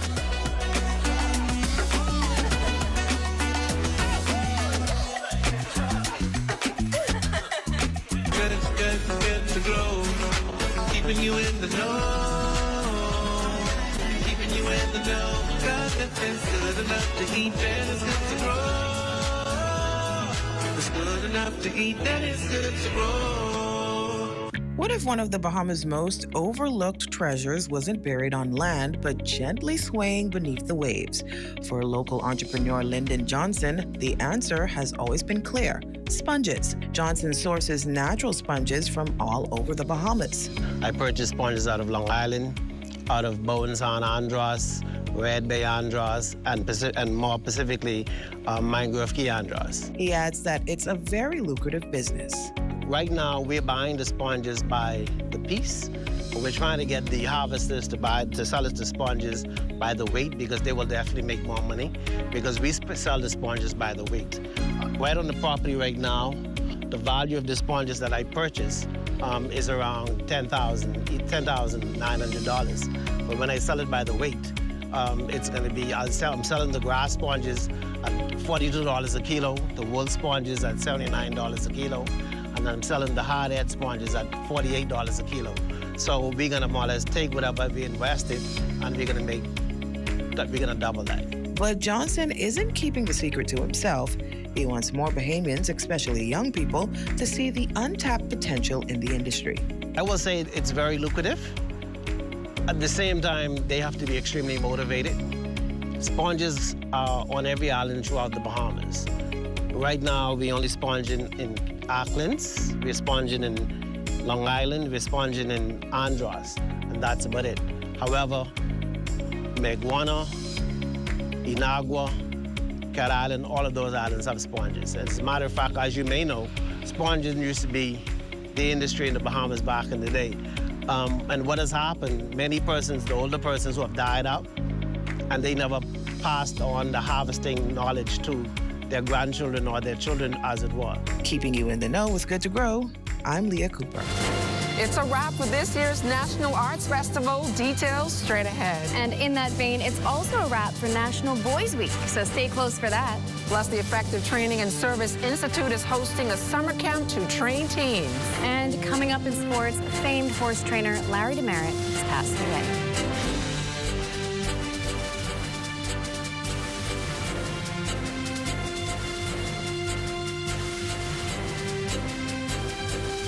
The Bahamas Tonight Access Now starts now.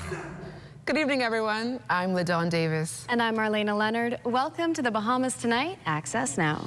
As we start this newscast, I ponder on something, Marlena. Can someone get locked out of their office twice in one day and for hours at a time? What do you think? You know what? I think I'd have to think about that, LaDawn, and the circumstances. But I do think that's a strange situation, to say the least. And I think I know who you mean, though, and it's not me. It's definitely not me. Okay, well, while you ponder on that, let's dive right into the news, shall we? 4 months of travel and adjudications are now over for this year's E. Clement Bethel National Arts Festival, and cultural officials say based on the unique talent pool, the future of the performing arts in the Bahamas is indeed bright. I caught up with one of the masterminds behind the festival to get a quick recap of its success, who stood out, and what plans are in the works for next year's nationwide festival. Nearly 3,000 participants from schools across 15 islands and keys gave it their all on the big stage in music, dance, acting, and poetry at this year's National Arts Festival. Senior Cultural Affairs Officer Sonovia Pierre says it's enlightening to see the young participants put their hearts and souls into the performances every single year. I've seen students that go on the stage and their voices are whispering and they introduce themselves. And as soon as they open their mouth and they start to sing, you're trying to figure out if it's the same child. You know, so we've seen wonderful things, like dancers, and we've seen ballet dancers and gymnasts. We've seen instrumentalists, and it's vast. But what gripped Pierre's attention and drove her to the edge of her seat was the triple threat performance of singing, dancing, and acting by 10-year-old Paris Bodie, a 4th grader at St. Francis de Sales Primary School in Abaco. She did a piece that was written by her teacher, and it was called like an ode to the history of Bahamian music. And so she just started singing. She went on stage and she started dancing, and then she did her moves, and everybody was sitting there with their mouth open like, how old is this kid? you know? And I'm happy to say that, you know, I spoke to persons, and she's probably going to be on the independent stage representing the country. That is the future of what the culture and everything is about for this country. With an increase in the number of students participating in the festival year after year, Pierre believes that the talent pool could only get deeper and better, making the performance arts a force to reckon with in this country. The things that the children do in Inagua, the students do in Inagua, is different than what they do in, how they do it in Exuma, and it's different than how they do it in Hopetown. It's different. Even on islands, it's different how they do it in North Vogue as to how they do it in Rock Sound. You know what I'm saying? So the culture of this country is vibrant. So amazing to see so much talent at home. Well, Henry Higgins, the coordinator of National Boys Week, shared his thoughts during the closing ceremony. This past week was filled with events that placed the spotlight on boys, celebrating their potential, nurturing their talents, and steering them toward positive paths. This week went very, very well. We were able to touch more boys than we touched last year. Last year we were touched about 350 boys. This week we about touched close to 800 boys. So I think that's been very successful. And we've already seen some benefits because the boys are now calling to be a part of some of the programs that are happening around. From sports tournaments and skill-building workshops to mentorship sessions and community cleanups, young boys from all walks of life had opportunities to engage in activities designed to uplift, empower, and inspire. For many, it was a powerful reminder that there are endless ways to make an impact in the world. Higgins went on to share his vision for the future of the initiative. The most exciting thing for me was the night of prayer. We had all the boys praying, and those boys prayed and brought the presence of the Lord in the place. So we had boys, no one was over 15 who prayed that night, and so that was a powerful time. Next year will be the third year, so we're looking at some new avenues, and we're hoping that we could spread to the Family Island within this year and include the Family Island. The 2025 academic school year will come to a halt for a summer break in early June, and that means hundreds, if not thousands, of students will be looking for summer camps and/or employment to keep themselves occupied for that long period. Well, starting July 2nd to the 21st, the Effective Training and Service Institute will be offering a number of general skills for teens between the ages of 13 to 19. CEO and founder Christina Burrows-Clare says this summer camp seeks to educate teens today into becoming professionals tomorrow.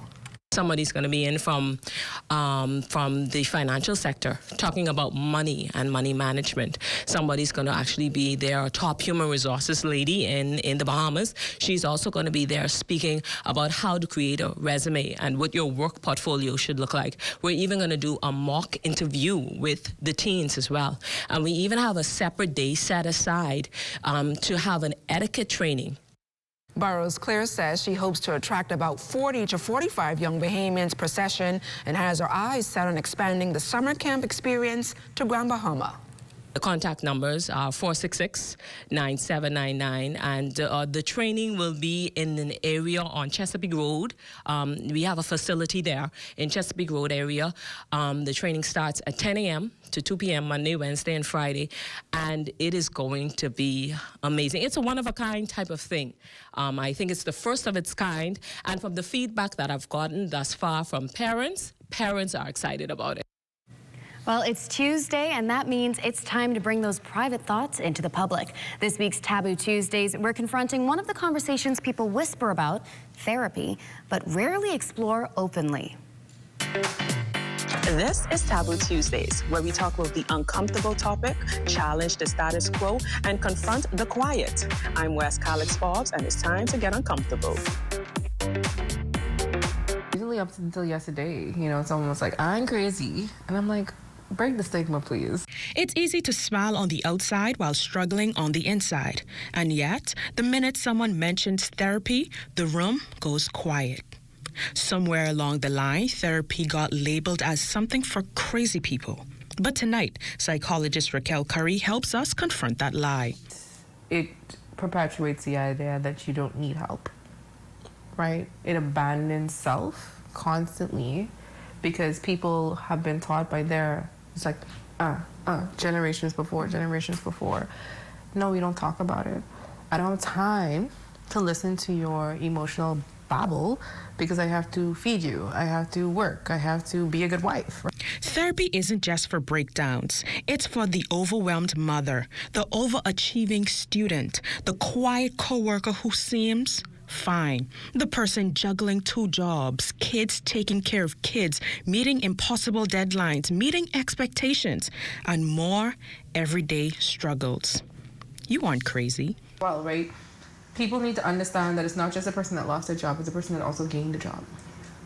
It's not the person that is grieving the loss of only like a parent or a child because they would have died, but what about the person that died inside them? So like I talked about miscarriages, right? You know, I've known people to grieve their bodies because of breast cancer, right? Women who had to get double mastectomies. Their bodies don't feel the same anymore. What about those people, right? They ain't crazy. They just don't feel like themselves anymore, which is natural to the idea of losing parts of your body. Shutdown creates a ripple effect. That person learns to never open up again. An untreated trauma gets passed down like a family inheritance. Holistic approach. Don't just care about my body, care about my mind too. Because while I'm stressed out in school and I have all of these things on my plate, I have to come home and take care of my siblings. Ain't nobody asking me how I feel. Nobody's stopping me and saying, hey, you had a good day. And if they are, maybe it's too late that I don't even feel like talking no more. Because you already taught me being emotionally vulnerable, you don't got time for that. It starts at the moment when you say, boy, leave me alone with all of that. But therapy isn't taboo. It's necessary. And in the Bahamas, it's time we say that out loud. This has been Taboo Tuesday. Let's keep breaking the silence together. Well, still to come, the authorities from the Girls Guides are here with us tonight, and they're celebrating 100 years. Stay close. Hi, I'm Melissa, and I'm a survey enumerator with the Bahamas National Statistical Institute, or BNSI. For the next few months, we will be conducting the Household Expenditure Survey on various islands. You might be wondering, why is this survey important? Well, it helps us to determine the poverty line and assess how to ensure everyone has access to the basic services they need. This information is used by the government, businesses, researchers, and students to make informed decisions and plan for the future. We know that your time is valuable, which is why we've made the survey as simple and easy as possible. And don't worry, all your information you provide is confidential. Your participation will help us gather accurate information that will benefit everyone in the Bahamas. Thank you for your cooperation and being a part of shaping the future of the Bahamas.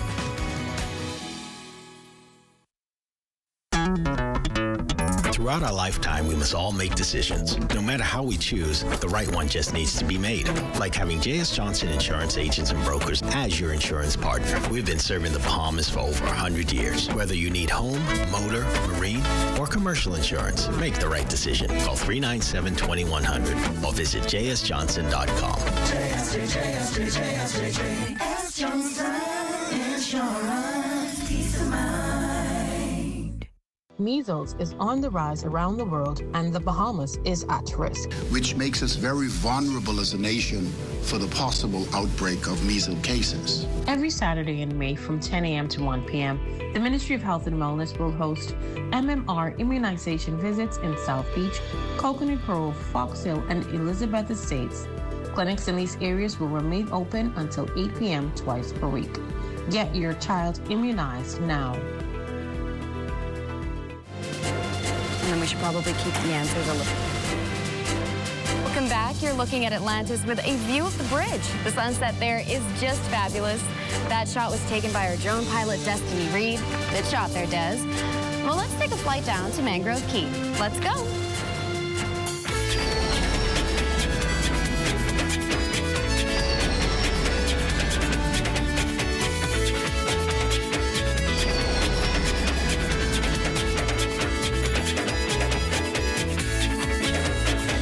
Regattas are making waves across the Family Islands, and Prime Minister the Honorable Philip Davis says the wind is right, but it's up to the youth to grab the helm, embrace the culture, and sail this proud tradition into culture. The young people have to be imbued more with a sense of patriotism. They have to know that they are Bahamians. They have to know what that means. And they have to have that curiosity to be able to search to find that out. We are providing the atmosphere to spike and to inspire that curiosity in the minds of the young people. And this is what we are. So one of the things that what we did in our administration to ensure that Regatta thrives and that the young people get to appreciate it, we have made Regatta the national sport. And through that, we are now having what I call yacht clubs springing up, teaching, Regatta club teaching the young people how to sail and how to be a part of this great tradition. Well, the Bahamas Girls Guides Association is celebrating 110 years and in grand style. Chief Commissioner Leisha Burrows and Jillian Wilson, Deputy Chief Commissioner, join us tonight in studio to tell us all about it. Ladies, welcome to Access Now. Thank you. Well, let's get to it. The Bahamas Girl Guides is celebrating 110 years. So what are the plans for this year? Okay, so we actually will be starting our celebrations on Saturday with the girls. The girls will have a musical performance.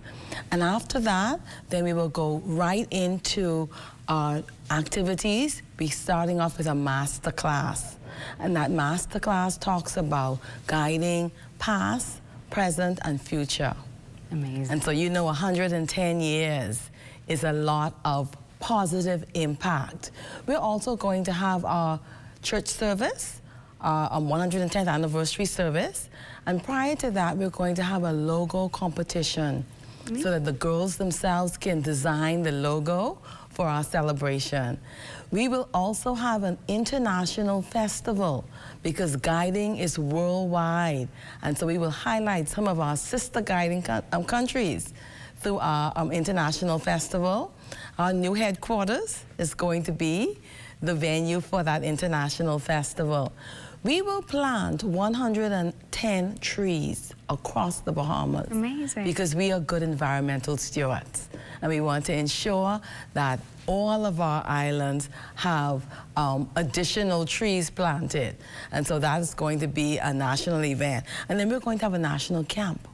Girls from all over the Bahamas will come together to Camp Discovery and have the opportunity to camp, to fellowship, to grow together.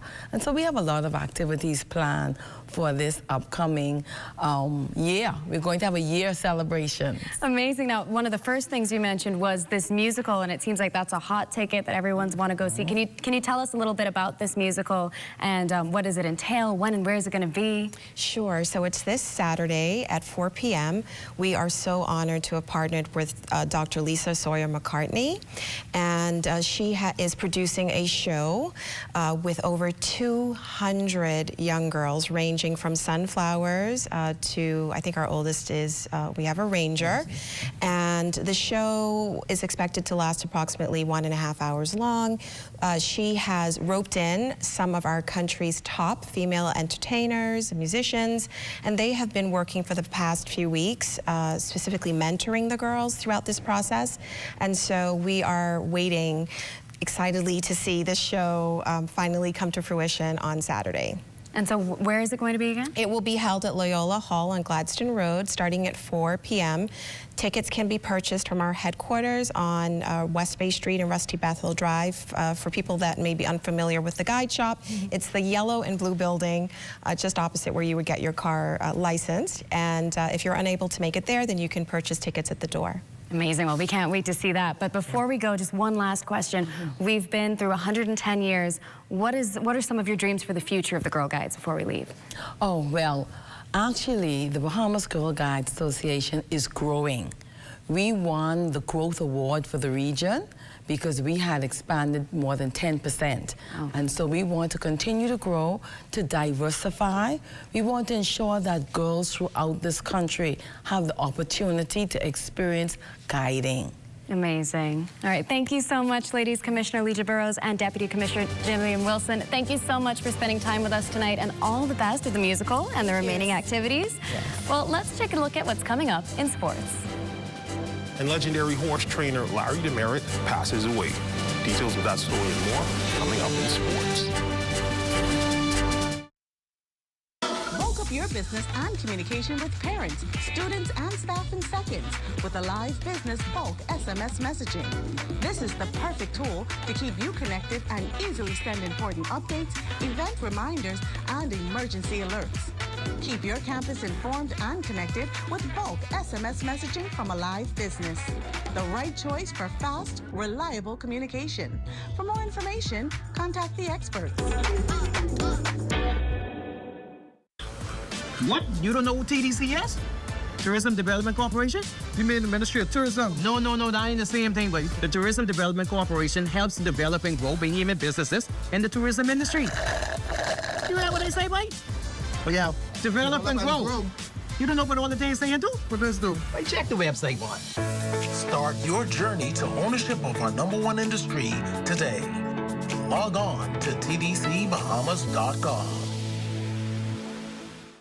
The new stuffed crust cheddar flavor has a taste you'll enjoy. Outside and inside. With a delicious stuffed crust covered in irresistible cheddar flavor.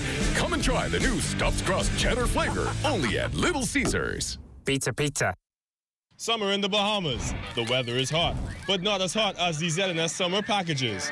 Get ads on ZNS TV or ZNS Radio Network or the TV community page, or a combination of all three. ZNS has got you covered with great prices, whatever package you choose. Book before June 7th and get the local Federation Championship Baseball bonus full of all kinds of extras free of charge. Contact your account executive or call ZNS Sales at 502-3800 today. Hot summer package rates valid until July 31st. Measles is on the rise around the world, and the Bahamas is at risk. Which makes us very vulnerable as a nation for the possible outbreak of measles cases. Every Saturday in May from 10 a.m. to 1 p.m., the Ministry of Health and Wellness will host MMR immunization visits in South Beach, Coconut Grove, Fox Hill, and Elizabeth Estates. Clinics in these areas will remain open until 8 p.m. twice per week. Get your child immunized now.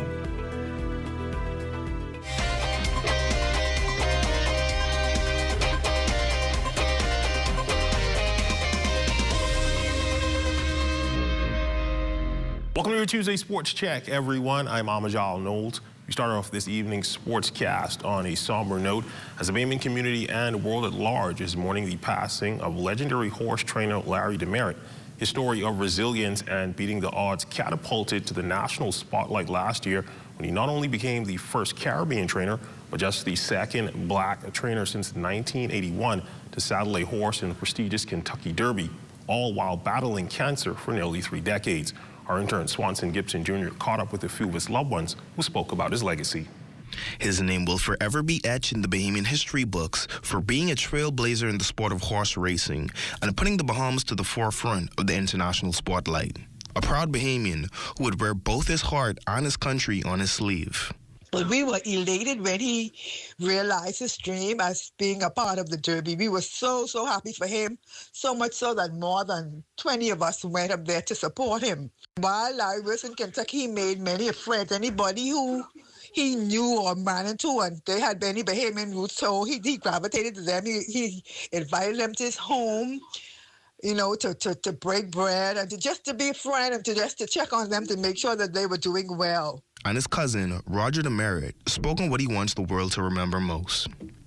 He believed that the most worthwhile life is one lived rendering services to those in need, that because of him and people like him, our country and the world will be left with an abundance of life and love, because he chose to make his earthly existence a ministry of esteeming others above himself.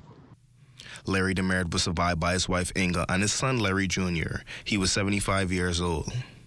Reporting for ZNS Total Sports, I'm Swanson Gibson Jr. Let's look at your sports on this Tuesday.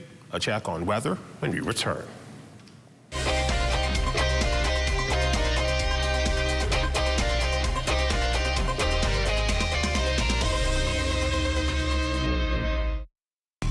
Come and visit us at Shop Smart, 'cause everything is here. Yes, we have it all for you. you. Toys, clothing, office supplies, appliances, custom cut blinds, bedding, drapes, and rugs. Come and visit us on Mackey Street, 2 blocks down from Wolf Road. Call us at 698-1052. Smart. Oh, everything is here.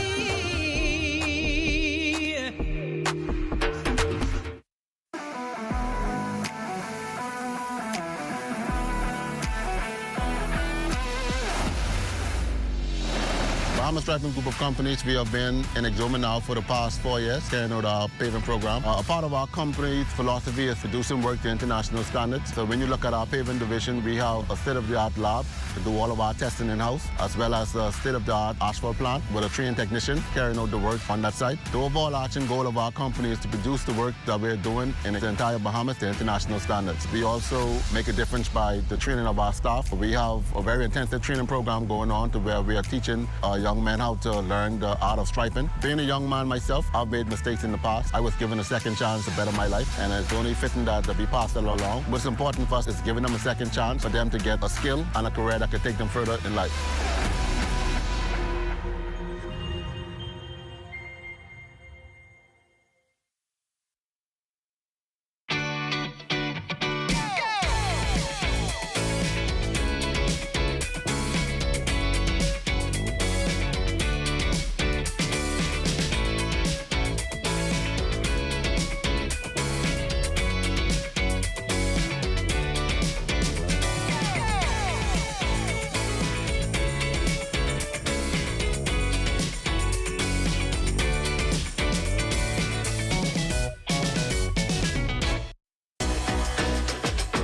Welcome to What's Trending. Join me, Jiminita Swain. And me, The Bahama Beauty, Monday through Thursday at 6 p.m.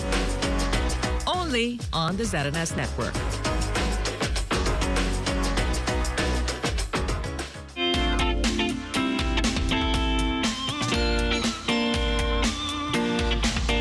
It's time now for your Access weather forecast. The summer-like temperatures will remain in place despite the fact that we have a weak frontal boundary that's drifting towards the extreme northern Bahamas. Our computer models all suggesting that it will stall to the north of us. So Grand Bahama and northern Abaco, perhaps we'll get some showers over that over the next couple of days. Elsewhere, the dry conditions will remain in place over the greater part of the 700 islands. And your boating forecast tonight is brought to you by Live Business, where we simply bulk up your business. For the northwestern islands tonight through Wednesday, south to southwest winds at 10 to 15 knots. The wave fights 2 to 4 feet over the ocean.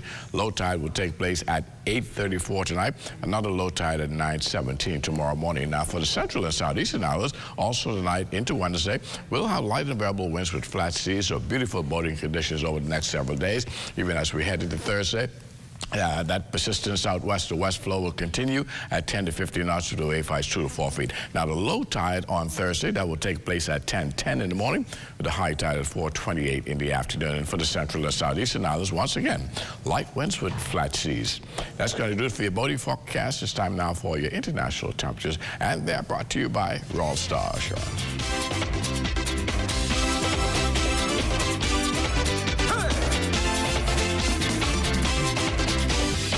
All over the town you're chasing down. Every crack and crevice you own. You're all over the place you're trying to roam. You're living a sweet thing at home. And that's going to do it for your international temperatures, brought to you by Royal Star Assurance. But join me at 11 o'clock for a full weather update. Lenore and Marlena. Thanks a lot, Basil. Looks like no rain until Sunday. Some hot days ahead, Marlena. Yeah, but before we get locked out of our script, sorry, I had to throw that one in there one more time. But let's turn things over to Arnika Bannister with Let's Talk Socials.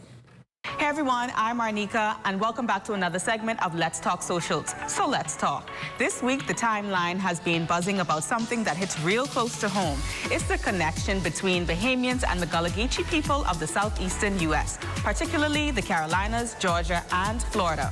Now, many of us on our timelines were shocked to find out about the Gullah Geechee people. Some of us knew about them, while others basically were today years old. That means just finding out. But what has everyone so astonished is how they sound exactly like us. Check it out. People in Myrtle Beach swear up and down I'm Bahamian. I Gullah. And I always tell the young people, mine some trouble gonna come up in life, and the old people used to say that's water. When you dream about the water, trouble come up in your life. When the wind blow, dream about wind blowing, you be kind of, ain't know which way for turn to go. Ooh, because our ancestors could interpret dream now. You go with them with a dream and say, if they dream about, you see any fish? Well, you ask the girls, you see any fish? And if they say, yeah, the old people say, oh, gal, say, you pregnant. Y'all, I find it so crazy that the Bahamians didn't even know about the Gullah Geechee people over here in the States. The Bahamians done find us. They done came on TikTok and they done find us. The Gullah Geechees, they done find us and they want us to come home. They telling us to come home. Listen, the way this world is going right now, or the way this country is going right now, you ain't got to tell me twice. I ain't coming. I ain't coming. And of course, social media did what it does best. Bahamians were in the comments like, come home, child. Wow, I thought you was one of us. Girl, as a Bahamian, you could have fooled me too. Swear up and down, miss, you is our cousin.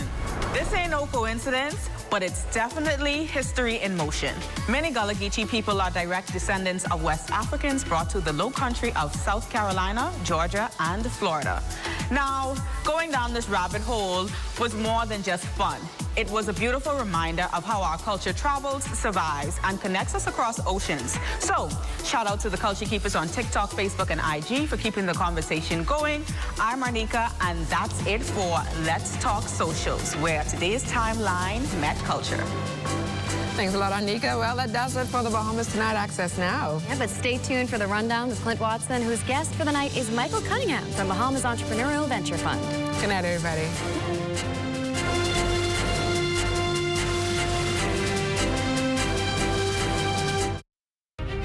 Join us each Sunday at 5 p.m. and Tuesdays at 2:30 p.m. for Legends, the Untold Story, here on the ZNS Television Network. What you see on this television station is governed by IRCA's Code of Practice for Content Regulation. The Code of Practice covers matters relating to program content that are of concern to the community, such as local content, news, current affairs, and programs for children, advertising, including political advertisements, and the responsibilities associated with broadcasting in the Bahamas. The code also covers aspects such as access services for the hearing and visually impaired, and the procedure for lodging a complaint about anything broadcasted by this television station. The code is available on IRCA's website at www.ircabahamas.bs. To receive a copy of the code by mail or in person, you may telephone IRCA at 242-393-0234. Family Island dialing is toll-free at 242-300-8722. Or you may send a request by email to info@ircabahamas.bs.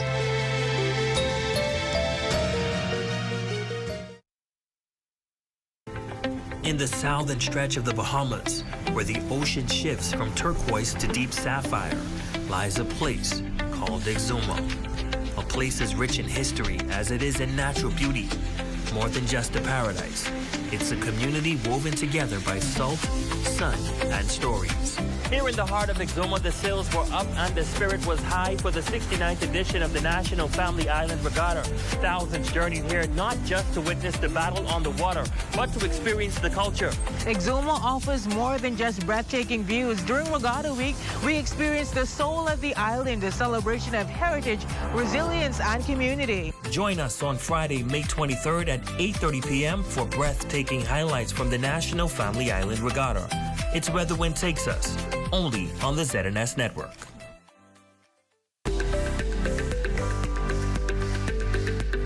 The Ministry of Social Services, Information and Broadcasting is partnering with the Bahamas Christian Council to help build stronger Bahamian families.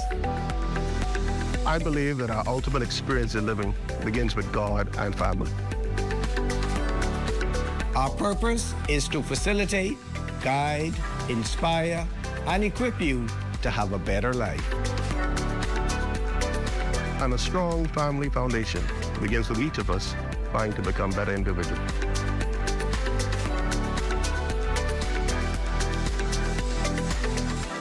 Let's unite for a stronger Bahamas.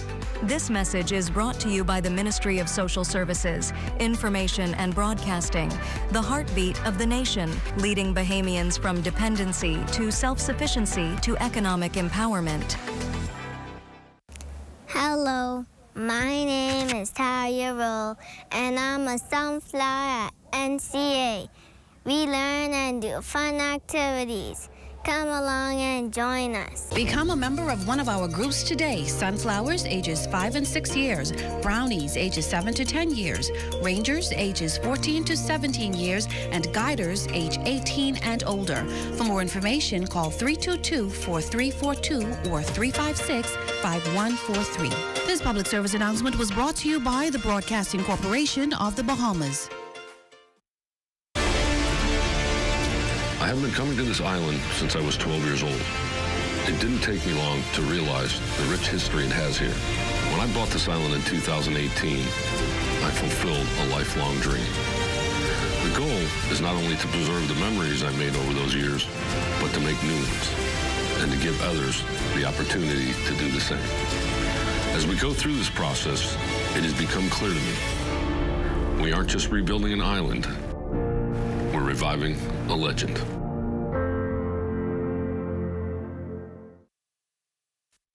It's a joy, to help someone who is in need, I'm proud to know that we are able to accommodate them with a hot meal, fresh meal, and a well-balanced meal. A lot of our clients, as you know, it's in the inner city, and persons who really improve and so much at a loss they go. And for whatever reason, 2 months, 3 months, they really don't have anything. You have to have some kind of kindness to do this. Abuse, domestic violence, suicidal tendencies. Are you being stressed out from these problems? Call the national hotline at 422-2763 or 322-2763. There are trained social workers available 24 hours to help you. Know that you are not alone in this.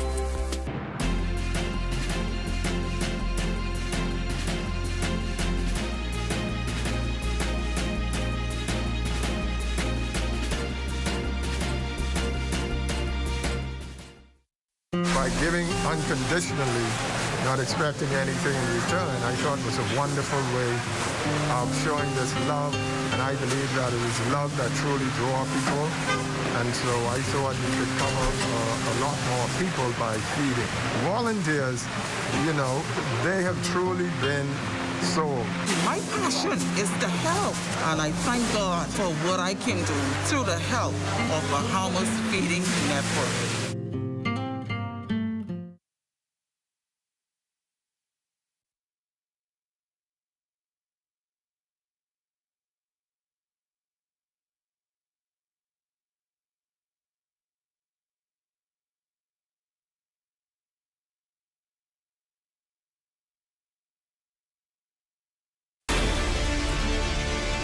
I have been coming to this island since I was 12 years old. It didn't take me long to realize the rich history it has here. When I bought this island in 2018, I fulfilled a lifelong dream. The goal is not only to preserve the memories I made over those years, but to make new ones and to give others the opportunity to do the same. As we go through this process, it has become clear to me, we aren't just rebuilding an island, we're reviving a legend.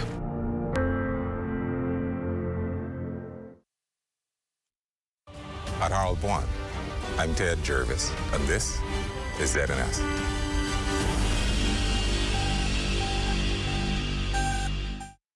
The Rundown is brought to you by Commonwealth Brewery Limited.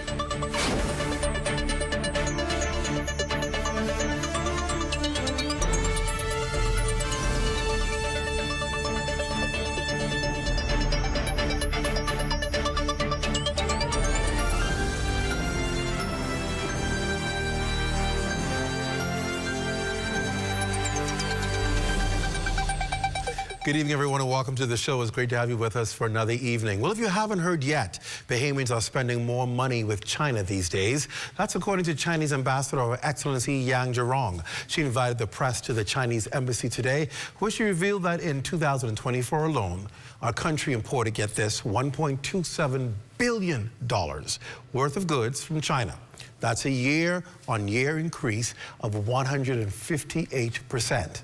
And as the Bahamas continues to diversify its sources of trade, Ambassador Yan boasted that China offers quality products at affordable prices.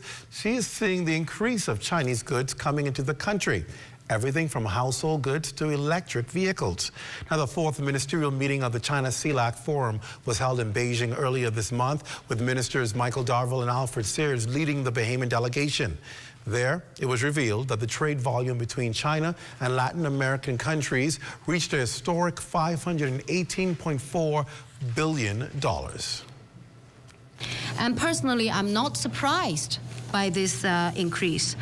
Because, you know, China has become, as I said, the largest trading partner for over 140 countries in the world. And the total goods trade has ranked first in the world for the past 7 consecutive years. So China has been ranked the first in terms of goods trade in the world for consecutive 7 years. And Chinese products are of high quality and low price, and welcomed by people in various countries. And China ranks first in the world in terms of output for more than 40% of the world's 500 major industrial products. Well, the Chinese ambassador also highlighting how our country has also given back to its trading partners. Here in the Bahamas, the National Stadium was a gift from China. Renovations are currently underway as a joint country project. And at the end of it, Ambassador Yan said there will be an announcement of another, get this, substantial gift to the Bahamas. She then gave an update on plans for the building of a new hospital in New Providence. The Chinese government is now in the final stage of internal approval for the preferential loans to help Bahamas to build a new hospital in Nassau. So we will provide, definitely, we will provide this professional or concessional loans to build this hospital. And, I think the final amount will be released once we, have gone through the internal approval stage and sign, in the end, this, I think it's a government framework agreement between our two governments. So let's park there for a second. So China obviously proving that it's a superpower of the world, one of the biggest economies in the world, second to only maybe United States, and they believe they're #1 actually now, particularly with all the challenges you see going on in the United States. The reality is, why wouldn't the Bahamas strengthen its relationship with China? It makes sense, right? You hear what China has contributed, and while people may act up and say, oh, well, we got to be careful what we get from China, the reality is China has the money. China has the wherewithal, China has the resources, and the Bahamas has what? A need. So let's figure out an equation now. Here's an equation. Need plus resources equals results, right? And so it just makes good sense to continue to dialogue with China, despite what America is saying. People have said over repeatedly, America is trying to dictate to its countries around the world that they are in partnership with what you should and should not do with China. But the reality is, what is America doing? How is I don't see America building any hospital for the Bahamas. And while we have great partnerships and great relationships, the reality is the Bahamas must ensure that it establishes great ties, diplomatic and business ties and economic ties with other countries around the world who can help to advance its cause here in the Bahamas. It makes good sense. So you don't select who will be your friends. You try to extend your friendship to as much as you possibly can, especially when people in return for your friendship are seeking to help develop your country. Then why not? Then why not, right? And so the Chinese ambassador, she invited, listen, she invited the media to her space to let them know, listen, we ain't going nowhere. here's what China is doing. Here's what we're willing to put our money where our mouth is. We want to be a part of the growth of the Bahamas, and here's how we're going to do it. And people always ask, well, is there a scam or is there a hidden agenda? No, well, listen, China has the resources. And what they want at the end of the day is your support to support what they're doing around the world. And so, you know, now's not the time to be trying to draw sides, especially when you're going to side with somebody who really ain't doing much for you. Yeah, I said it.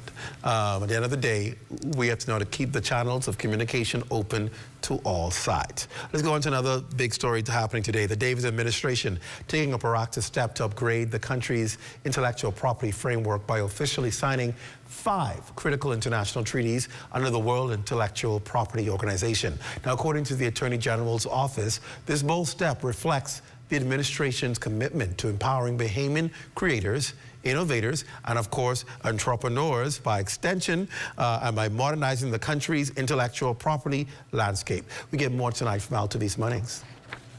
Here's a list of the 5 treaties signed. The Budapest Treaty, which represents the international recognition of the deposit of microorganisms for the purposes of patent procedure. This treaty is an international agreement that makes it easier to get patents for inventions involving microorganisms like bacteria, fungi, or viruses. The Nice Agreement represents the international classification of goods and services for the purposes of the registration of marks. More specifically, if someone is registering a trademark for a clothing brand, that would go into one class. If someone else is registering a trademark for restaurant services, that goes into a different class. The Vienna Agreement establishes an international classification of the figurative elements of marks. And that means this agreement helps trademark offices across countries speak the same language when it comes to classifying logos and images in trademarks, making it easier to protect and search for visual marks globally. The Trademark Law Treaty will be standardizing and streamlining national and regional trademark registration procedures. In short, the TLT helps ensure that national and regional trademark offices follow the same basic procedures, making it easier and faster for businesses to register and protect their trademarks across multiple countries. The Singapore Treaty creates a modern and dynamic international framework for the harmonization of administrative trademark registration procedures. Basically, this treaty makes it easier, faster, and more consistent for people and businesses to protect their brands internationally. The Davis administration's goal is to position the Baja IPO office as the Caribbean's gold standard for intellectual property administration and to be fully aligned with the subsidiary legislation governing trademarks, patents, copyrights, and industrial designs as executed by the Attorney General. All right, Altavis Munnings reporting there. Well, the absence of opposition members at the heads of agreement signing for the Grand Lucayne Hotel did not go unnoticed. This report tonight, we've been talking about it all week, but Chairman of the Free National Movement tonight explains their decision not to attend, but his remarks are being dismissed by the PLP chairman, who calls it an attempt to deflect from the failure to show up. Here's Cleopatra Murphy of our Northern Service with this story. FNM chairman defended Pintard's absence from the signing of the heads of agreement for the sale of the Grand Lucayne Resort, an event he was invited to, dismissing it as a PLP rally. This is now the 3rd time that they're selling the Grand Lucayne, spending tens, if not hundreds of thousands of dollars of the Bahamian people's money, and not giving us a whole lot of information. Mitchell, however, does not see it that way, calling what he says is Sands' spin on the Prime Minister's remarks as something the FNM has to say because there were no show at the HOA signing for the Grand Lucayne. The Bahamian public, when they make a decision about who is going to be running the country, looks at whether the person is fit and proper to be a leader of the country. And that's the question. Is he fit and proper? Given the experience of his work in politics and public life in the Bahamas, it adds up to a big fat no. While Sands says he himself was not invited to the signing, Mitchell says when in opposition, he attended all public functions. I could not assume that everybody who was at the function was PLP. or everybody at the function was F&M. I had to go because Bahamians were there, and I wanted to mix with them and be sure that I understood what they were feeling about what was happening. It's a public event, a huge public event for Grand Bahama, and they were missing in action, so they didn't get a chance. I would have been mingling with the investors. I would have been making appointments to go see them and sit down at the table and say, what do you have in mind for Grand Bahama? At the end of the day, Mitchell says the Davis administration accomplished what the F&M was not able to, and he feels that government has the public support. For the Bahamas Tonight, the Northern Edition, I'm Cleopatra Murphy. Anybody tired of talking about this?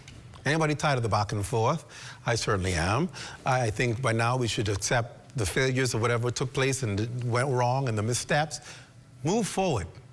Don't try and justify. Every night it seems to be a different person coming out of the woodwork to try and justify. Now, this was supposed to be a justify why the F&M didn't show up. And if you listen to the story, he said it because it was the third time. That's your reason for not showing up? Because it was the third time?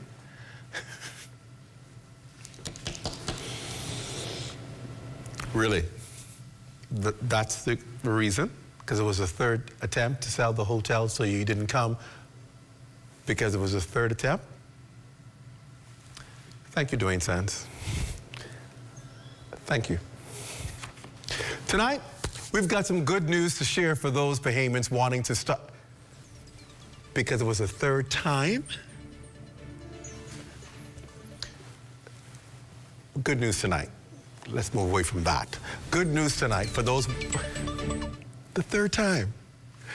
Bahamians wanting to start or even maintain a business. We got some good news for you. If you ever heard of the Bahamas Entrepreneurial Venture Fund?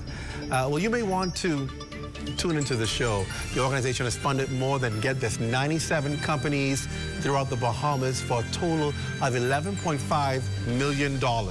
And yes, that's a lot. That means they've done this 90-something times, not 3 times. They've done it 90-something times. And the chairman of the Venture Fund will join us tonight to talk about celebrating its, not third anniversary, its 20th anniversary. And of course, 100 years, that's how long the Bahamas Girls Guide has been in existence. And tonight we'll hear about the impact the organization has made in our country over the past over the past few years. We're going to talk about them and their success. You're watching The Rundown on the ZNS Network. This is our second night on the air. We'll be back right after the break. Stay with us.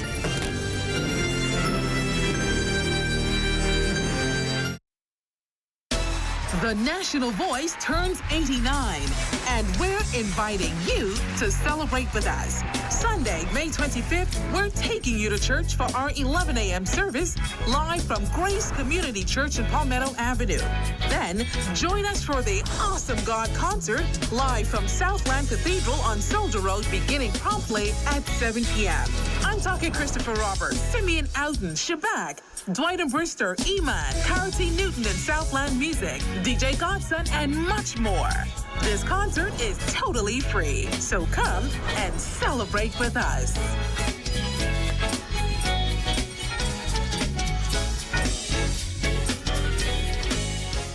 Tired of looking at the same old kitchen? Step 1. Our talented recommended designer Mark crafts a custom design just for you. Step 2. Once your design is ready, CBS Bahamas makes ordering effortless. Your dream kitchen is within reach. Step 3. Our recommended installers bring your vision to life, ensuring every detail is perfectly in place. Sit back and relax as your dream space becomes a reality. Visit cbsbahamas.com and start bringing your home improvement dreams to life today. The new stuffed crust cheddar flavor has a taste you'll enjoy. Outside and inside. With a delicious stuffed crust covered in irresistible cheddar flavor. Come and try the new stuffed crust cheddar flavor only at Little Caesars. Pizza, pizza. We're here at the Nassau Village Community Center project, where over the past 17 months, we've hired over 20 Bahamian subcontractors to bring this beautiful project to fruition. I've been living in Nassau Village for more than 19 years, and to see a project like this bring great joy and pride to me. This state-of-the-art multi-purpose community center will serve as a crime-fighting initiative in the community. Also help with the education of our kids in this community and a hurricane shelter. Yeah, and it also shows what we as Bahamians can achieve when we work hand in hand with each other. We have the technical know-how, and we can pretty much deliver on any project here in the Bahamas or in the world. Bahamas Stripe and the Bahamian Company, they prove that they believe in Bahamians. Based on the outcome of this project, I don't think they're disappointed in giving a small person an opportunity to do a job such as this. The more opportunity they get, the more opportunity we will get. If you look around and see the work done so far, it just shows what we as Bahamians can do.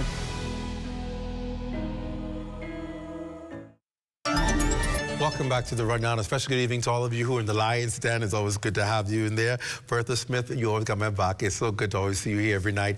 Those of you who are watching, well, whatever platforms you're watching on, Flow TV, cable, whether you're watching from the Turks and Caicos Islands, around the Caribbean, around the world, or right here at home, wherever you may be throughout the Family Islands.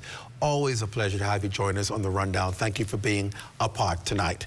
Well, Bahamas Entrepreneurial Venture Fund Limited was established on May 18th, 2005 by the Bahamas government to assist small and medium-sized businesses throughout the Bahamas by giving financial assistance consistent with the fund's policy.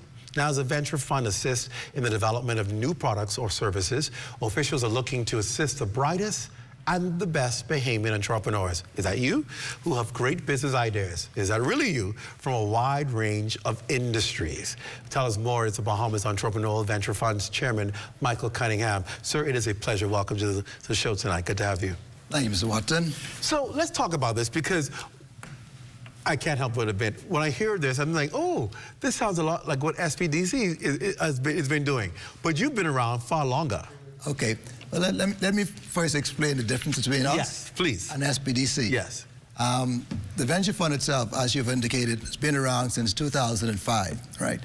And it came about because of the local institutions, banking institutions like the commercial banks, yes, and insurance companies were not friendly when it comes to giving the small and medium-sized businesses funding to get off the ground or take them to the next level. Right.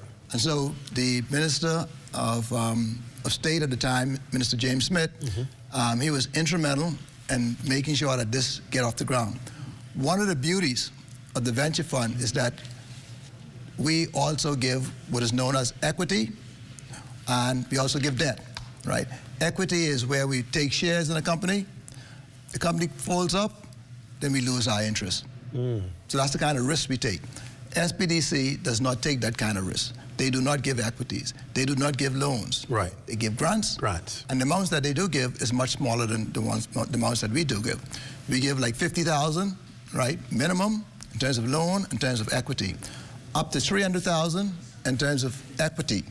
The loan itself goes to $100,000. The equity goes up to $300,000. So you can really get a maximum of $400,000 if you max it out with a loan of $100,000 and the equity of $300,000. And the other beauty about the fund is that once we have equity in a company, or we share in terms of the shares the company that would have, we demand a board seat. And the board seat, and the board, by having a board seat, we have some kind of influence in that operation to ensure that that operation business plan, right, is crystallized, right? And that the monies that we would advance, right, that just not go astray. Whereas when you give debt, you don't have that luxury most of the time. Right? Now that's a good idea, because I'm thinking off the top, that gives you an idea to be at the table to make sure that this investment that you are helping to make with this company doesn't go belly up, and at least can have a solidified term to grow and bring some level of return. Right. But I would think there would be a lot of boards that you have to sit on. Not really, right? As I say, right, if the company itself, right, if we have $250,000 in a company, we definitely would sit on okay. that So it depends on the amount. Exactly, right? And if that is a much smaller amount, we may not, pay much attention.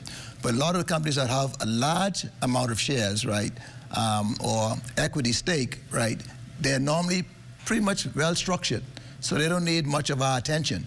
We're just there as a representative in case they need to sign things, make sure that they don't go to another institution, get over loans, etc. Right. And the money just goes in the wrong direction, etc. Right. And of course, the thing about us as being on the board, when we manage the company, if the financials show that, well, look, you're making a profit, right? We don't want to stay in your company. It's time to exit. So we do a valuation of the company.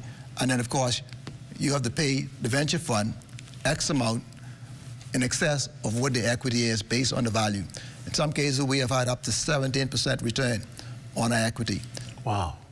Investment. So let me ask you, because obviously the question I'm going to want to find out is, how successful has it been? Because, you know, in business, it's such a catch-22. You either do well or you don't do well, and then up folding up, and that's money invested that goes down the drain.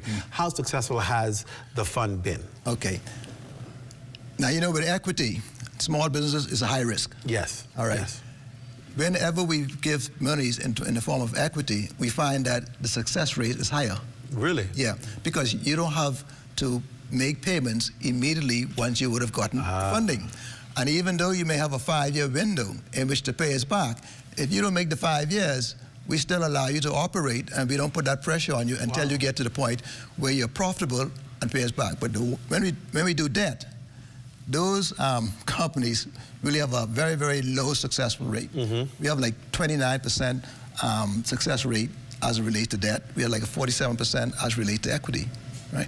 And what we've seen recently is that female entrepreneurs appear to have a higher success rate. Really? Yeah. Why is that? We're still trying to figure that out. We're still trying to figure it out, but they seem to have a higher successful rate, right? And we have seen a lot of companies have grown, and we are spread throughout the family island. We are in Bimini, we are in Eleuthera, Cat Island, Andros, right? Where else? In Exuma as well, right? And of course, you probably will see one on one of our ads, and one of the things that you may be surprised of, that even though we hear a lot about the striping company, right? The Caribbean striping. Right. We were instrumental. In fact, we put that building up for them. We had a board seat as well. And that was an equity funding, right? And they were able to pay back, right? Wow. Buy back their shares, I think within 4 years. That's a success story for you guys. That's right.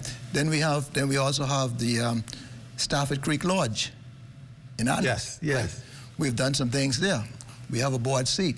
One of our administrators, we sent her down, right, in order to do all of the changes and so forth to the lodge itself, to bring it up to another level where they can get more guests. Wow. Let's talk about some of the industries that the fund has funded. And when I look at this list, I'm like, wow, extensive. Medical and health services, professional services, agribusiness, food processing, vehicle and automotive services, water and beverage manufacturing, beauty and cosmetics, e-commerce, marine and maritime, oil and gas, bonefish lodge, security companies, digital document and shredding management, light furniture, education and training, ice cream manufacturing, jewelry manufacturing, shoe manufacturing, tourism products, fisheries, linen services. When I look at this list, I can't think of any area that's untouched. That is true. That is true. So it's not just focused on one particular kind of business? No. You would find, though, that some of those businesses, when you think of the shredding company, right, that's unique. Yep. Right? It had a high risk. We were with that company from when it was in Oaks Field. And if you are aware, they had put up a huge building off Gladstone Road. We were on the board as well, right? That company went international. Wow. Right? There's another company that went international as well, right? Actually, there's 2 or 3 others that I can think of that we were able to put them through that process. We are also in education here on the island, and also in Exuma in particular, right? There's a private school that we funded. They're getting ready to put up a building. And if it wasn't for that private school, when Dorian hit Abaco, a lot of folks moved to Exuma, and then of course they had the school there in Exuma where they can send their kids, right? And we had that school having very, very good academic results, and even sports and music. It's so interesting to see that there is help for those who want to have businesses. Because there was one point in time in our country where there was no financial assistance. Or you had to go to the big commercial banks and you had to have all of this equity, all of this deposit, all of this business plan, all of these ducks in a row that a lot of people didn't have. And then government has now, over a period of time, implemented so many opportunities that funding is actually available for persons who require it. Big question is, how do you qualify? Okay. Qualification is a process, it's not a lengthy process. Obviously, you must have a business plan. With the venture fund itself, we're looking at unique businesses, right? If it has a high risk, right? But we looked at it and said, well, look, if it is successful, we can really have a big windfall, right?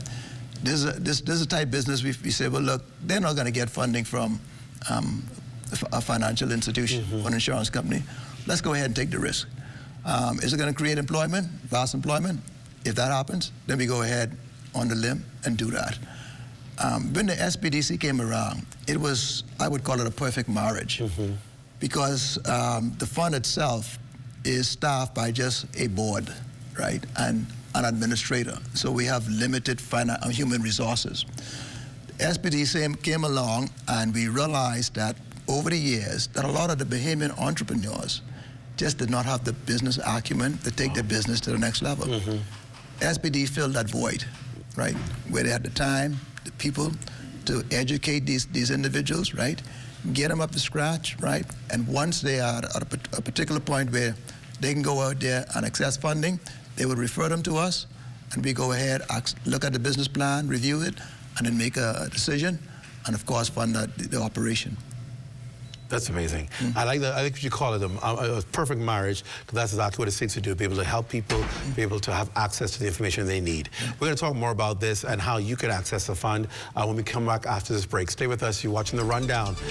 Get those business ideas going, get those business plans going. It's time now for you to get some funding for those great ideas. We're back after this.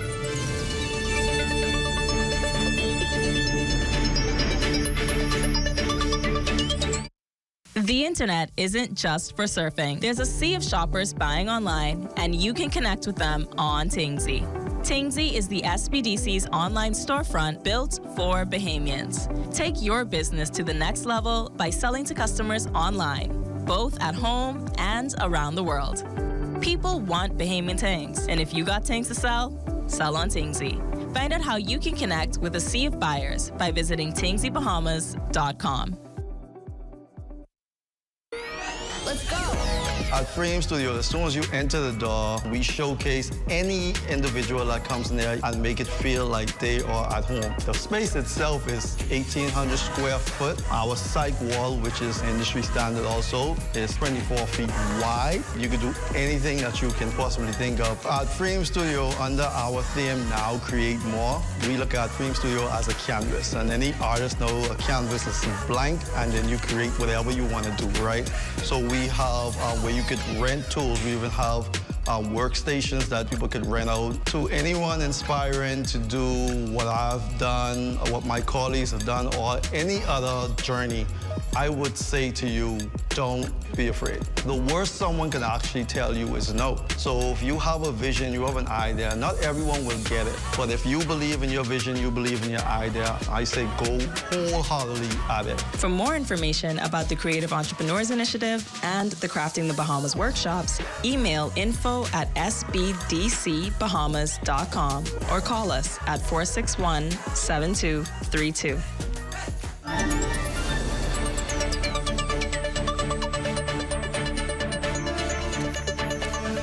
Welcome back to The Rundown. We're continuing our conversation with Bahamas Entrepreneurial Venture Fund Chairman Michael Cunningham. I hope you, especially those of you who are business-minded, I hope you're listening and now considering this is an opportunity for me to get some funding. This is an opportunity for me to take this business idea that I have to the next level. The Bahamas is experiencing phenomenal growth right now in this country, and it will continue to grow. There's no reason why you cannot grow with our country growing and just be satisfied from living on paycheck to paycheck.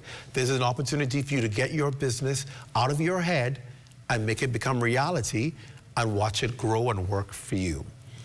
I know a lot of people are afraid to launch into their business, Michael Cunningham? Because people say, oh, it's such a tough time to try and go into business. Oh, opening a business is such a tough climate. There's so much red tape in the country of opening businesses. Man, I don't know if I want to go and take that kind of risk. What do you say to people like that who may have perhaps genuinely good ideas but are afraid to make that step? Well, we always say, well, if you have a good plan, right, and if we have the funds, we can help you, all right? We've seen some entrepreneurs, some Bahamians. One of the fears that they have is that if we take out an equity in your business, the fear is that, well, look, we're going to take your business, right? And we're not about that. We want to help you get in there and get out, all right? We want to educate you. We want to link you with other companies that are in our portfolio, whereby you can do business with them and you can get indirect revenues or indirect relationships, etc. And or you can even have a consolidation yourself along with another company, right? And you can, take it to another level. But it's not difficult to get into business in this country. It's very, very, very, very easy. You have to have that mindset that you need to listen, right? You need to seek proper advice in terms of making sure that your records are in order, right? You need to ensure that you're registered as a company, because we don't give loans or we don't give equity to any company that is not structured as a registered company. We don't give loan or equity to any company that are not current with the government obligations. I was just about to say, you've been good standing, national insurance, Department of Inland Revenue, all those things, taxation, all those things. Exactly, right? Because we want you to be responsible, and of course, we want to make sure that you succeed in the right way, right? So it's not difficult, and I encourage all of you out there who have the mindset to start a company, especially if you've gone to a number of financial institutions and you've gotten a no-no, because it's considered maybe a high risk, and even in cases where you have no capital. We have funded a few companies have not put a single dollar into their operation. Were they successful in the end? Yes, some were. Let me explain how that worked. You have a unique idea. You did all the groundwork. Obviously, the groundwork that you would have done, right, and the idea itself has a value. You may call it goodwill, right?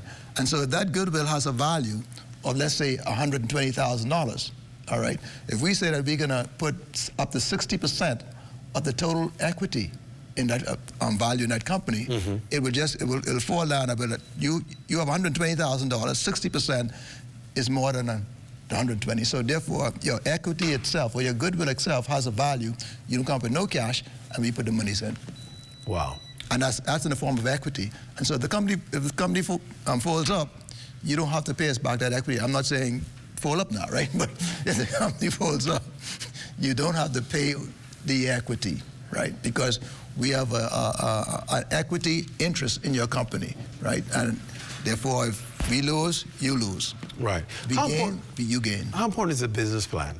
How important is the business plan? Oh, very important. We will not give you financing unless you have a business plan, right? And it must be a well-structured business plan. It must be a feasible business plan as well. Because we have seen some business plans that came to us where it would have showed like, in the first 2 or 3 years, they're going to make $1 million, $2 million, and cash flow is going to be $3 or $5 million. And my thing is, well, look, why come to the fund for $100,000 if you're going to make $2 million in the first year? It doesn't make any sense. So we work with them, we structure, and sometimes we refer them to SBDC, right? Where they'll go through them with the plan itself, change it, and there's one of them, companies I can think of, Drive Green, you may have heard of that company, the electric car, etc. Right? He did a pitch at UB when he was a student, right? Wow. I was there as a judge, right? He won the pitch, all right? When he completed UB, before he completed UB, he started, and I think he got some funding, I think, from his parents, but what happened is that he came to the fund initially. We turned it down because the problem was that where are you going to be able to charge these vehicles? He could not get a charging station erected at Atlantis because he wanted to do it through Atlantis. That was going to be a cost. Then where else was he going to get a charging station? So he was around a long time. Then, of course, this thing starts to develop with the electric cars, etc. He went through SPDC, right? They went through the whole process of the training and so forth, etc. They referred them back to us. We looked at the plan. Bam, boom. We went ahead and financed it. And now it's a success story. Wow. What are you looking for? People are sitting down saying, well, I wonder if my plan will work. Is there a particular kind of company you're looking for? No, we're open. We are open. If you come up with the idea, then we look at it, all right? And if it makes sense and it's workable, if it has an international flavor in particular, right, we will grab at it. But it's up to you, right? We're not going to say, well, look, we're looking for this type of plans, we're looking for that type of business, etc. No, you come up with the ideas. Bahamians have some bright ideas.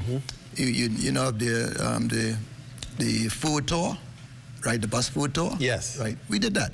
Oh, wow. Yeah, right. They came with the idea. We said, wow, this is a wonderful idea. Start off with 1 bus, 2 bus, 3 bus, right?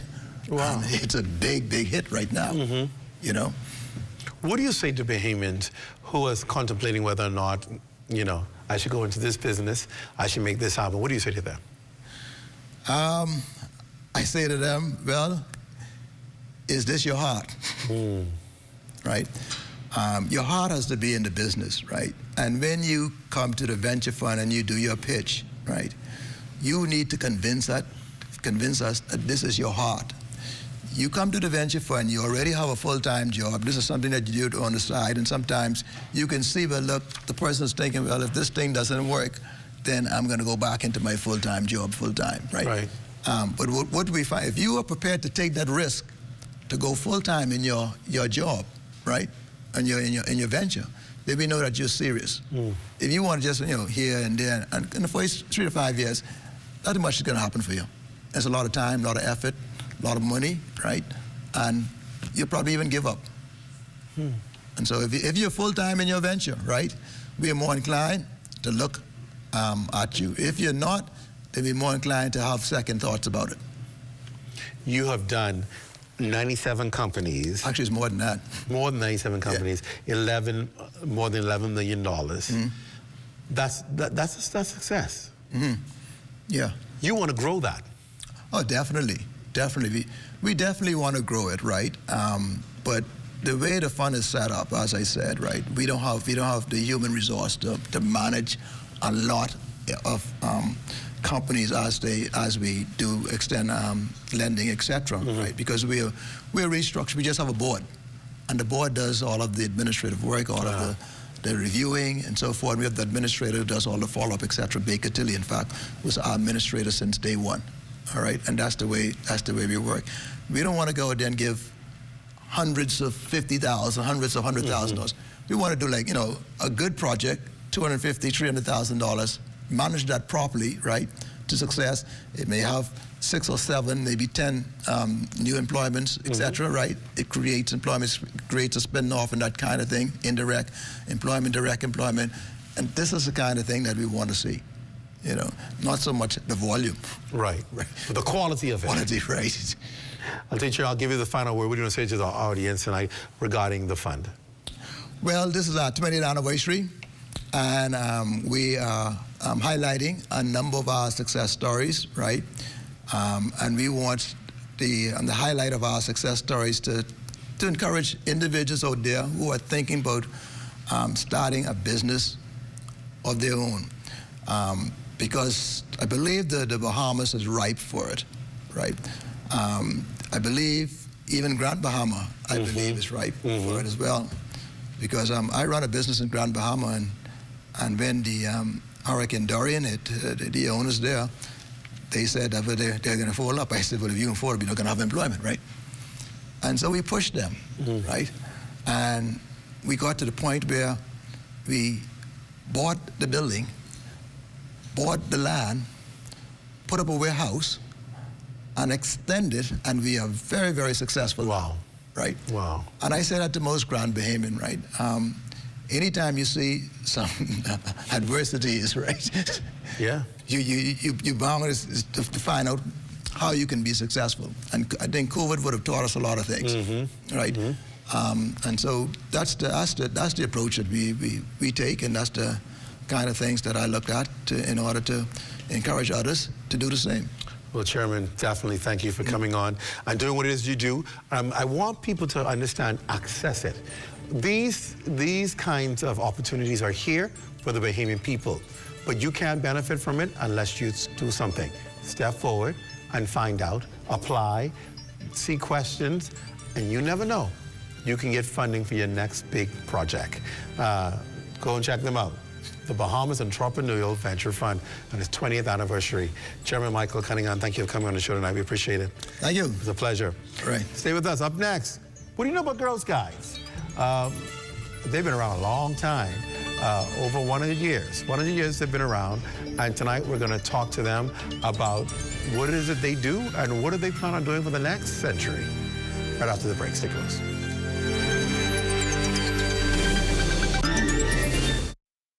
Your home is your sanctuary. The last thing you need to worry about is rodents. Once they enter your property, they can be tough to get out. If you're concerned about rodents, call Rent-A-Kill Initial. We offer the latest, most effective treatment for safe, fast, and long-lasting results. From prevention to elimination, our integrated approach guarantees protection. For rodent control you can trust, there's only one name in the Bahamas. Rent-A-Kill Initial. Hello, my name is Talia Roll, and I'm a sunflower at NCA. We learn and do fun activities. Come along and join us. Become a member of one of our groups today. Sunflowers, ages 5 and 6 years. Brownies, ages 7 to 10 years. Rangers, ages 14 to 17 years. And Guiders, age 18 and older. For more information, call 322-4342 or 356-5143. This public service announcement was brought to you by the Broadcasting Corporation of the Bahamas. Summer in the Bahamas. The weather is hot, but not as hot as the ZNS summer packages. Get ads on ZNS TV or ZNS Radio Network or the TV community page, or a combination of all three. ZNS has got you covered with great prices, whatever package you choose. Book before June 7th and get the local Federation Championship Baseball bonus full of all kinds of extras free of charge. Contact your account executive or call ZNS Sales at 502-3800 today. Hot summer package rates valid until July 31st.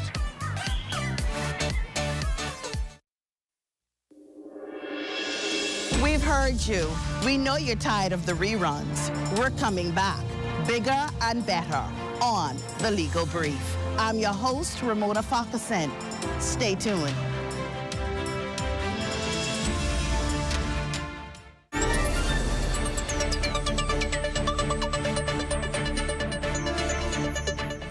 Welcome back to the rundown. In this final segment, the Girl Guides Association has developed young girls for 100 years and even longer than that. The organization comprises of the Sunflowers. You've heard about them, Brownies, Guides, and Rangers. And yes, they sell those mouth-watering cookies every year.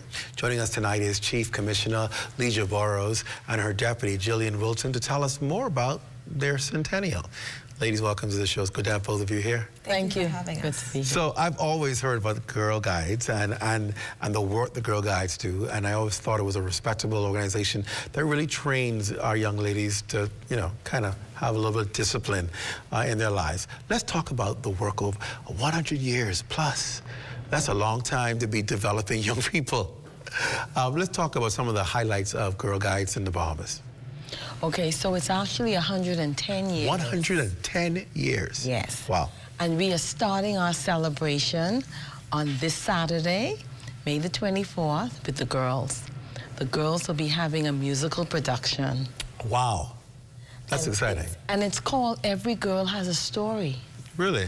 And we're going to tell the story of our association over those 110 years.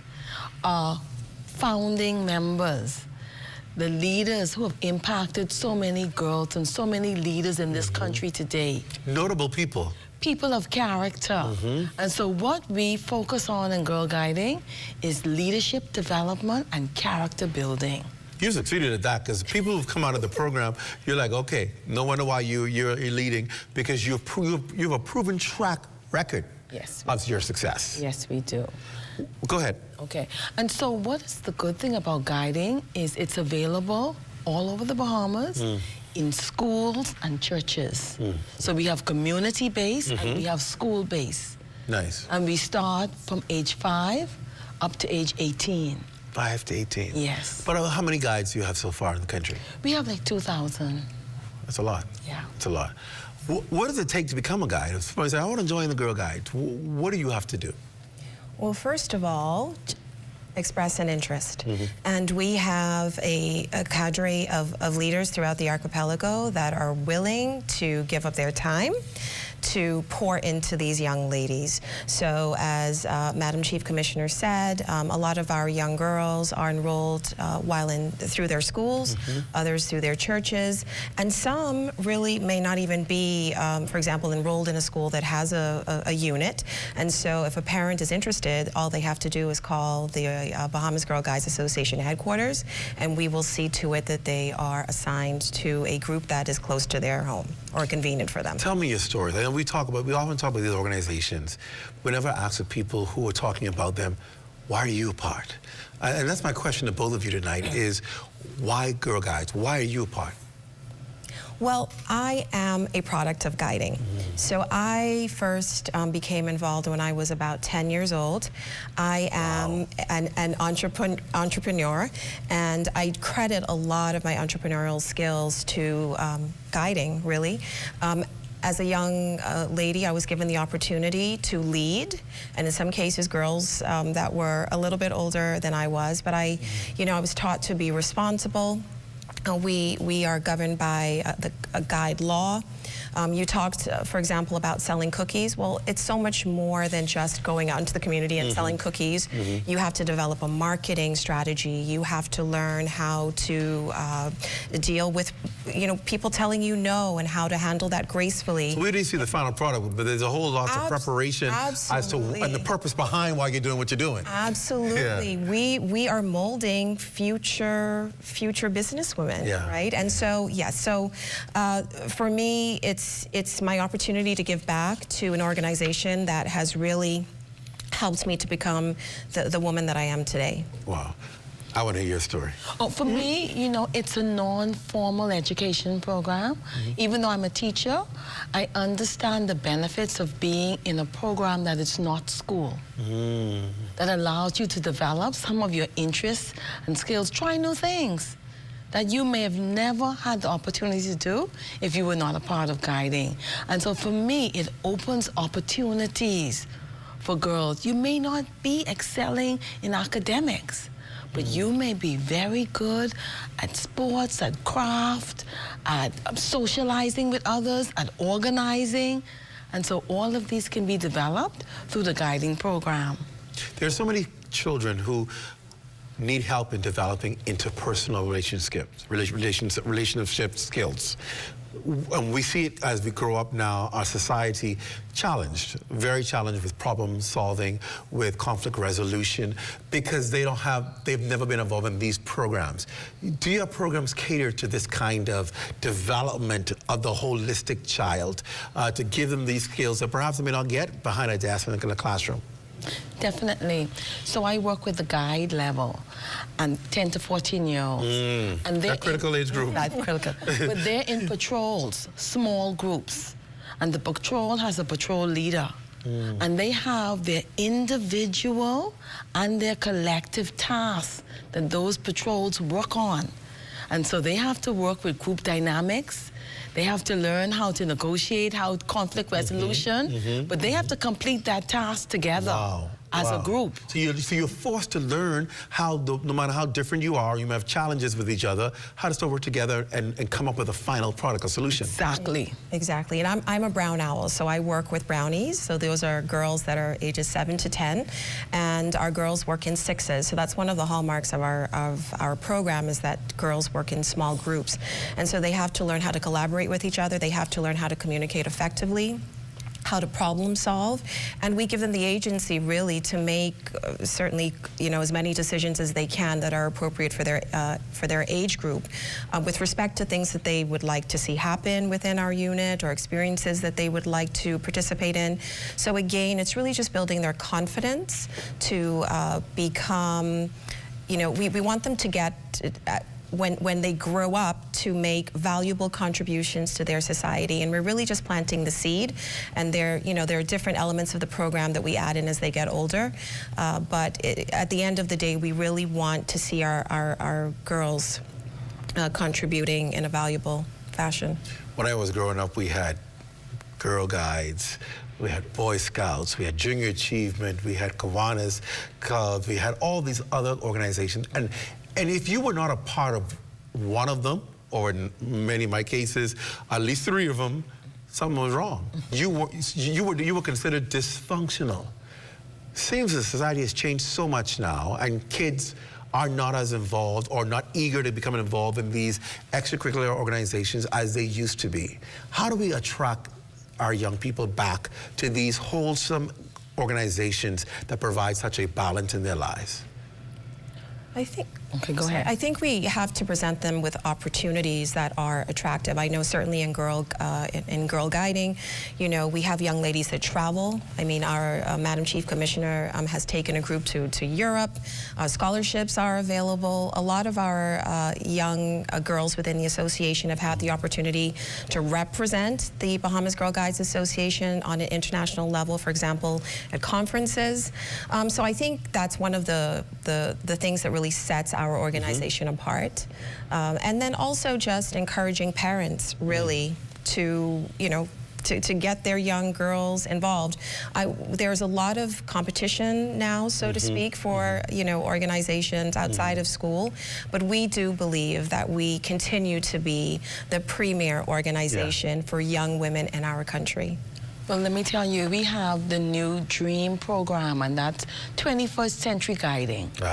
You see? So we have brought in the new interests, like technology, like advocacy, looking at issues, climate change. And so these STEM. So these are new areas that are interesting girls, and so we have brought them into our program. And so our program, yes, we've kept some of the fundamental, but we've now provided a new DREAM program. And our girls will be dedicated and responsible. They will be able to make a contribution and make a difference. I'll give you the closing words, and of course tell us, in 100 years, what do you want people to know about the organization and what you're doing? I want them to know that this organization helps to develop leaders of character. That's it. That's good. I'll give you a final comment. I will ask every woman to consider giving back to her country by serving as a mentor, by partnering with the Bahamas Girl Guides Association to become a leader, and to really just make every effort to impact the lives of as many young women as you possibly can. Be the change that you want to see in our country. There you go. Well said. And of course, you begin celebrations on Saturday. Yes, we do. What's happening on Saturday? We're having a musical production. There you go. Where is it going to be? It's at the Loyola Hall on Gladstone Road at 4 p.m. 4 p.m. And the girls are ready, 200 of them, ready to perform. You know you got to come out and support this. And then, of course, we see you're getting a new headquarters. Yes. Right? All right. You tell us about it. I drive past it every day. Tonight I'm going to drive past it going home. And I always look and say, it's coming along quite well. Are you sure you're excited? Absolutely. Almost there. Yeah, I see them now paving the parking lot. I said, look at them. Yes. And we just need an elevator. To fully complete. Since you're throwing an elevator, we need one too. But anyway, go ahead. To fully complete the building, 16,000 square feet. Awesome. It's a lodge. It's a girls empowerment center. Nice. It is a place that we're going to use to train young women. Wow. Yes. So we're very excited. We're excited. Long time coming, but we're almost there. Excited. We can see it. We can see. We're gonna make sure you get across that finish line. Thank you. We appreciate that. Thank you both for coming on, and 110 years, great celebration. Congratulations to you. Thank you both. Thank you. That does it for the rundown. Be sure to stay locked on the ZNS Network for the Bahamas tonight at 11. It's a final newscast in the country with the latest news and information with Royston Jones. He's around here. If you've been hearing noise, that's him knocking in and out the doors. For all of us here at ZNS, I'm Clint Watson. Thanks for joining us. Good night, everyone.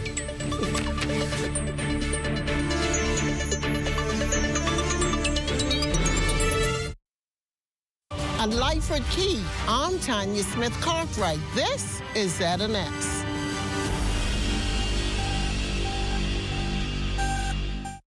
By the sweat of your brow, ye shall eat bread. Labor relations are very